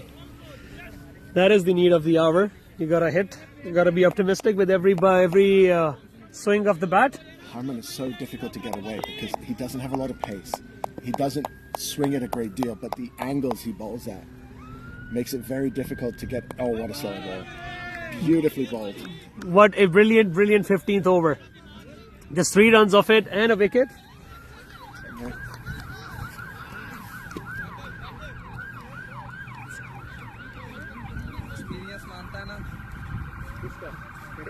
Right. Is it mute or? No, it's going. Do you want to do commentary, Raza? Yes, please. What? Yes, please. Lighter, please. No, no. Only fighter. What's up? Where is my 500?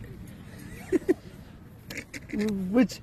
Oh yeah. Give him his McMuffin. Give him his McMuffin. We have like muffin right here. Who is coming on to ball? Is it Amandeep? Amandeep's gonna finish his spell. What a brilliant spell. He's bowled very well so far. I think that wicket made and was. Big difference. Yeah, yes. it did make a huge difference because that's when Eagles wanted to score, and every single Wolves bowler has kept Eagles quiet. Even the extras that Manpreet and Prabmeet gave up haven't actually hurt yet. That's well bowled. That's well bowled. And Najaf, an experienced batsman, he knows what's required, but the ball has just not been there to hit. As we said, 3 boundaries so far in the innings. That's not going to cut it. And when you're bowling that well, you're not gonna just start bowling poorly all of a sudden. Stop jinxing it. And even that's a solid connection, but again, right to the fielder. We saw this towards the end of Wolves' innings. That's why they weren't able to put more runs on the board, as they kept finding the fielders. And now we're seeing Eagles making the same mistakes. This game is it's all over by the shouting, I think.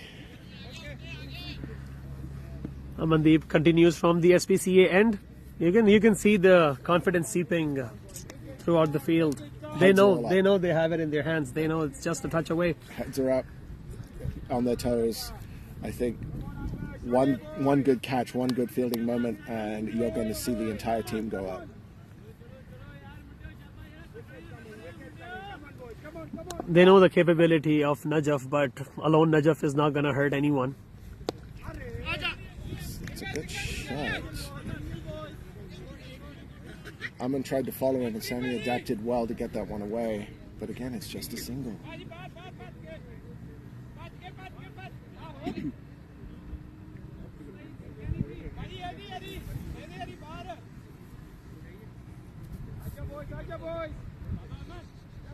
One more wicket. Come on, boys. One more wicket, boys. Come on. Wicket coming, boys. Wicket coming.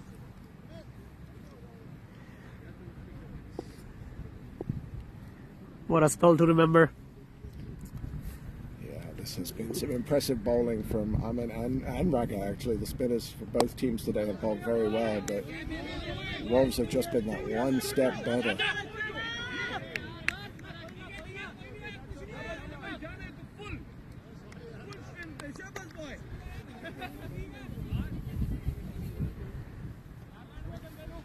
Oh, 58 runs required of 26 deliveries. Almost 13.5 runs required per over. I think if I'm Akash, I bring in a couple of the boundary riders there. That's high up in the air. Gurman goes underneath, and he puts down. That was a difficult catch, going back, running backwards, but full points for the effort. I think what you saw there is a rare miscommunication. Prab should have called Gurman off. He was coming towards the ball. Yep. It would have been an easier catch for him. That's right. And that's what led to that one getting grassed.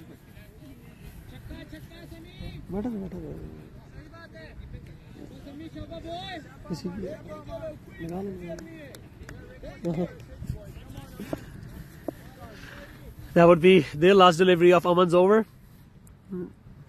Even if he's dispatched for a boundary, which he's not. Beautiful. That was an excellent spell of spin bowling by Amandeep. 14 off his 4 overs and 2 big wickets.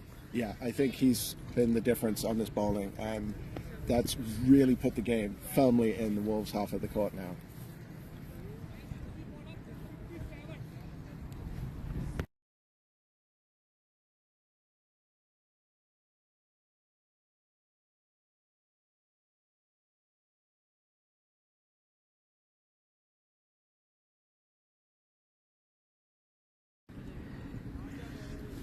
Akash would be so proud. He would be so proud of his boys.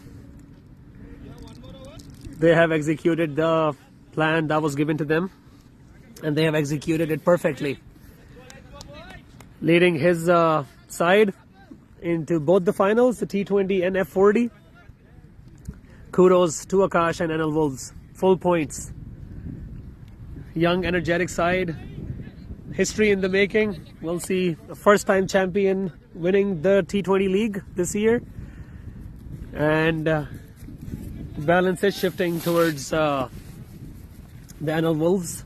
They are inching towards victory. 4 overs, 57 runs required. Najaf holds the trump card, but it has been excellent bowling performance by the Wolves.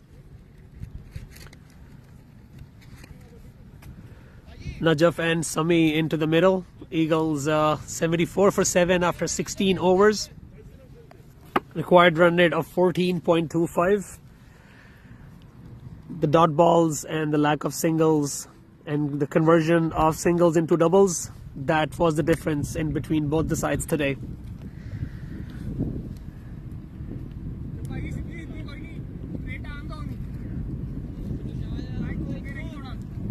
This is the wicket NL Wolves would be targeting, and then it would be curtains for Eagles.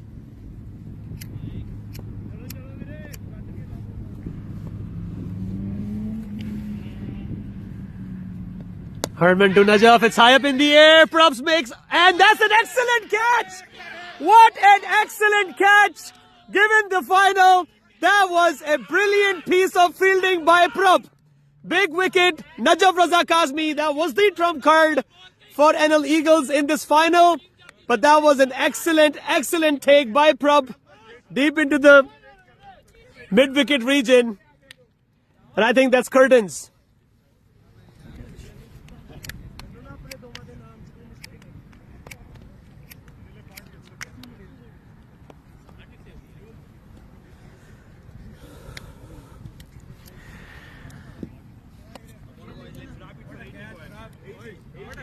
Just a matter of two good deliveries now for the NL Wolves.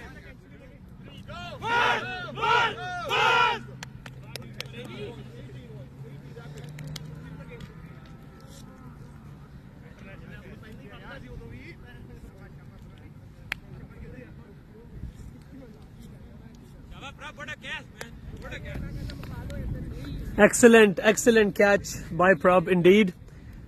Rightly acknowledged by the bowler.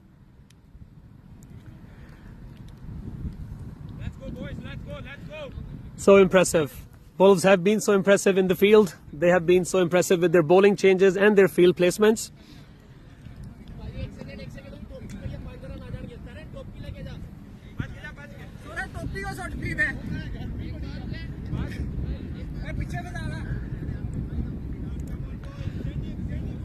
The saga of Topi.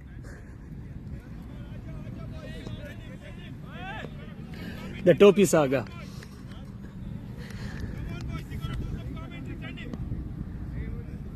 Khurram Lala facing heaps of pressure on him. Harman, and has clean bowled him! Clean bowled him! Harman! Inching towards victory. Victory is imminent. There is no stopping the Wolves. The Wolves have roared, and they have roared loudly. 1 wicket away for making history.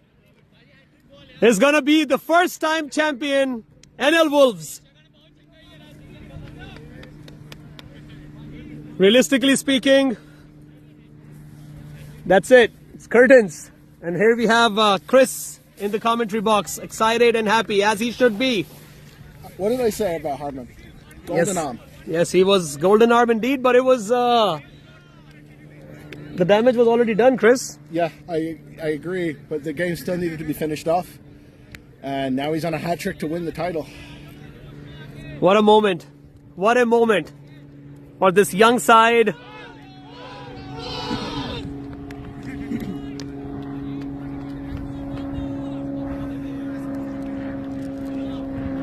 And aren't they happy? As they should be. Jubilation in the field. They know they're just a single delivery away. What odds would you get right now on a hat trick from Harman to finish the game? I'm pretty sure he would love to end his T20 2023 season with a hat trick and a championship. I don't think this is the outcome is much in doubt anymore, but there is still a wicket to take. Hassan faces, there's going to be pressure on him. And that's a very brilliant delivery. That was almost a hat trick for Harman.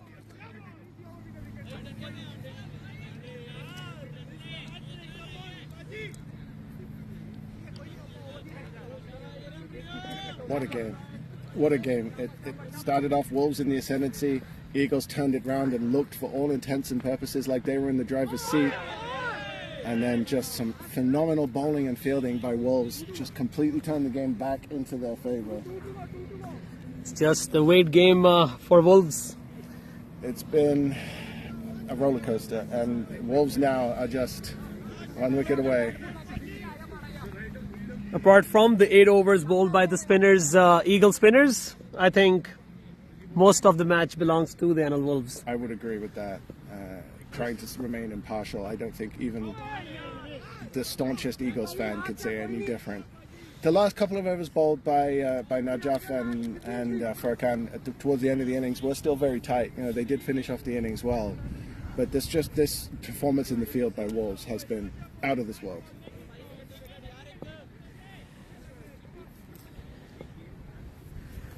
So proud of this unit. That is 6 deliveries, all of which could have taken a wicket. A phenomenal over by Harman.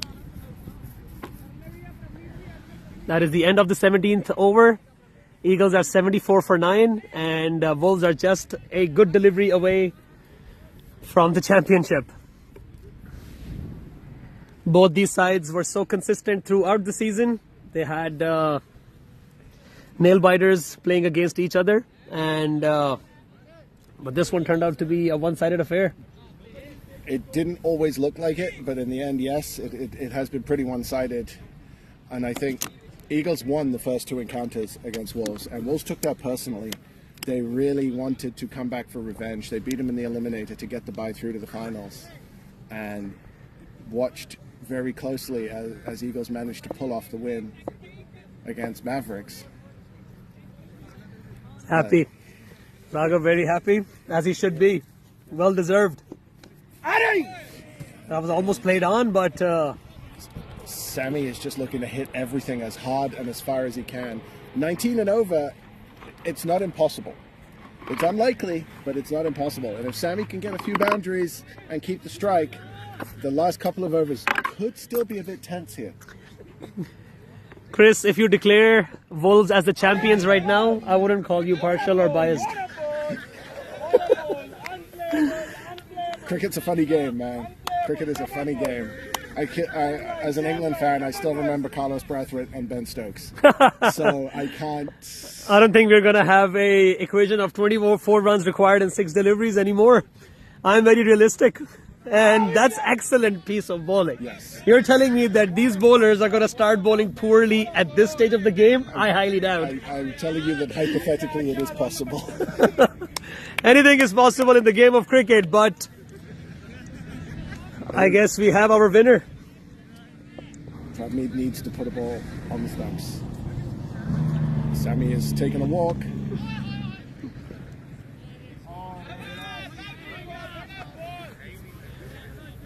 It must be really frustrating for the fielding side that their celebration is being delayed. Come on, one more, come on, boys. Prabmeet to Sami, That is and he no bowls a poorly bowled no ball, but he'll take it. He'll take it. It's a no ball.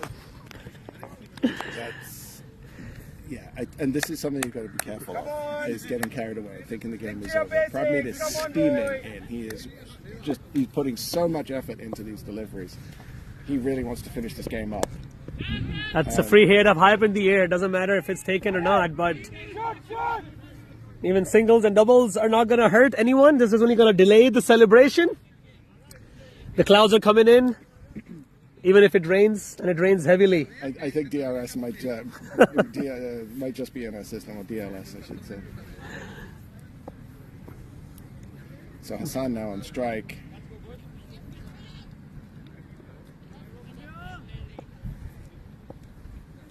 Slip in place. Shot, that's full. Has flicked and flicked away for 4. It's well played. A little bit of consolidation at the end for NL Eagles. 51 runs required of 12 balls. 25.5 runs required per over. Not impossible, but I know. Only finding filler words now till the match is over. Yo. Ali?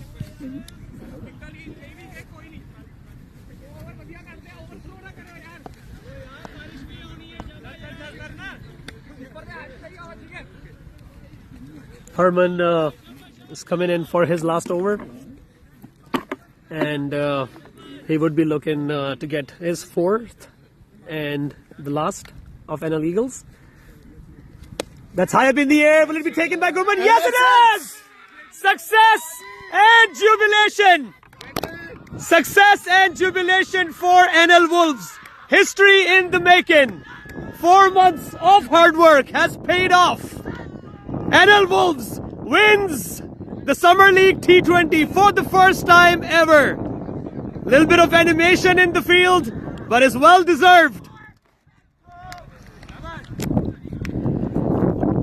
They are happy, and why shouldn't they be? Well deserved by NL Wolves. They are the T20 champions of 2023.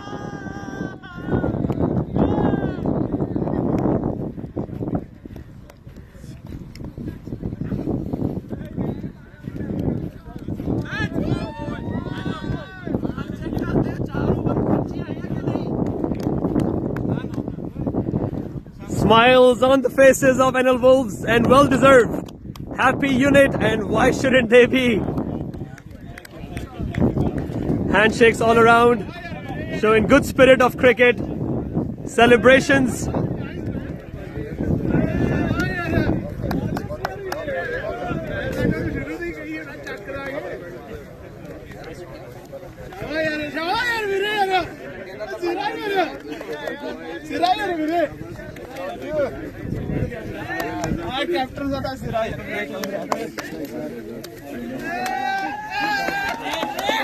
What a happy unit. What a happy unit.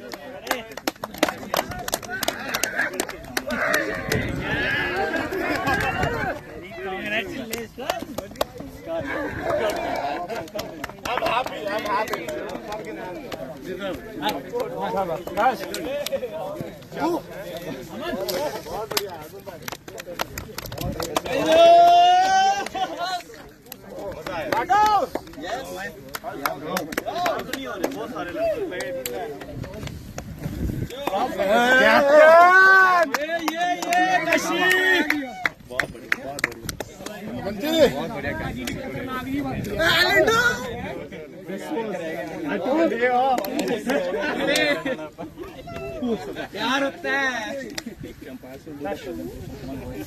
But good game, yaar. Eagles. Good game, yaar. Amazing game. What a game, boys. Really appreciate, boys. Come on, boys. खुश हो? शाबाश.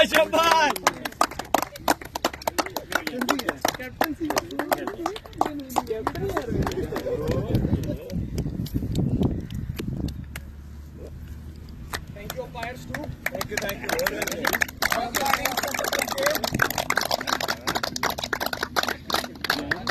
Alright guys, given the history of the game again, thank you for a very quiet game of cricket.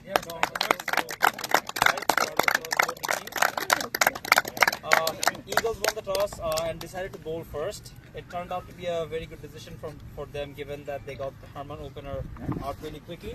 But Gurman Bhai stabilized the innings quite well with Taran Veeran. With Gurman Bhai scoring 43 and Harman scoring 21. Some runs from Akash as well in the middle, but unfortunately after that the Wolves batters couldn't do much more. In bowling of Eagles, Furkan bowled really well with also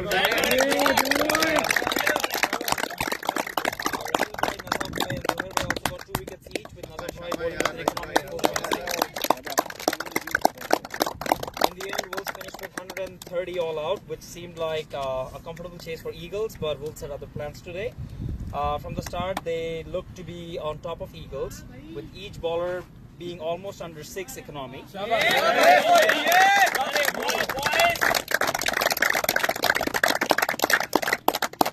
Raghav and Manpreet got 1 wicket each. Prabmeet got 2 wickets. Amandeep got 2 wickets with 1 maiden. But clearly the pick of the bowlers was Harman. 2.1 overs, 1 maiden.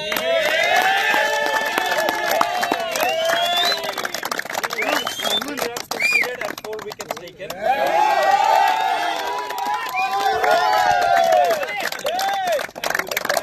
Eagles were all out for 80 runs in 18 overs, making Wolves Summer League champions this year. It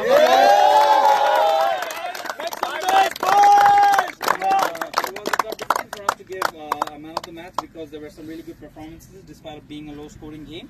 But we have decided to share the man of the match between Gurman Bhai and Harman Bhai.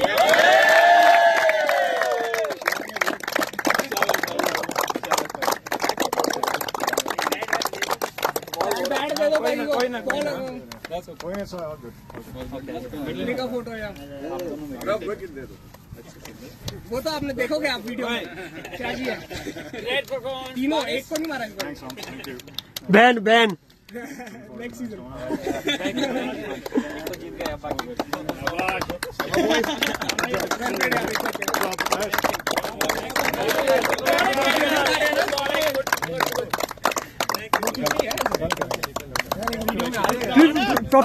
आज उठा लो ना, उठा दे लगो ना, video ते आज कल तो मिलेगी ना, कल तो वो पूरी प्रेजेंटेशन करेंगे। हाँ मैं देता हूँ। फहद है ना, फहद है। कल करें, कल चलो ठीक है, कल कर लें, कल कर लें। वो एक्साइटमेंट ना खत्म हो। चलो आओ फिर, फादी Fahd please.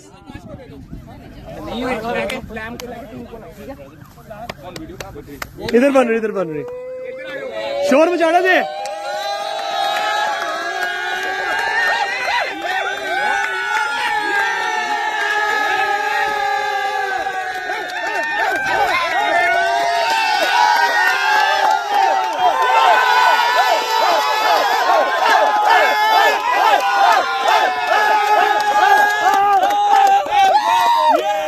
Well done, boys. Excellent. जबरदस्त. Congratulations, लड़कों. Yes, please. फोटो मुझे भी चाहिए पेज के लिए.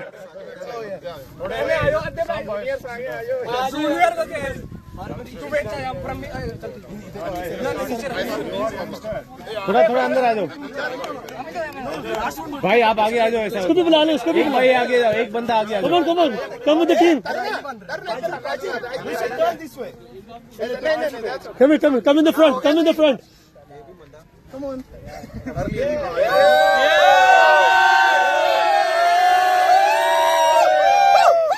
Zabardast guys. Excellent. Congratulations.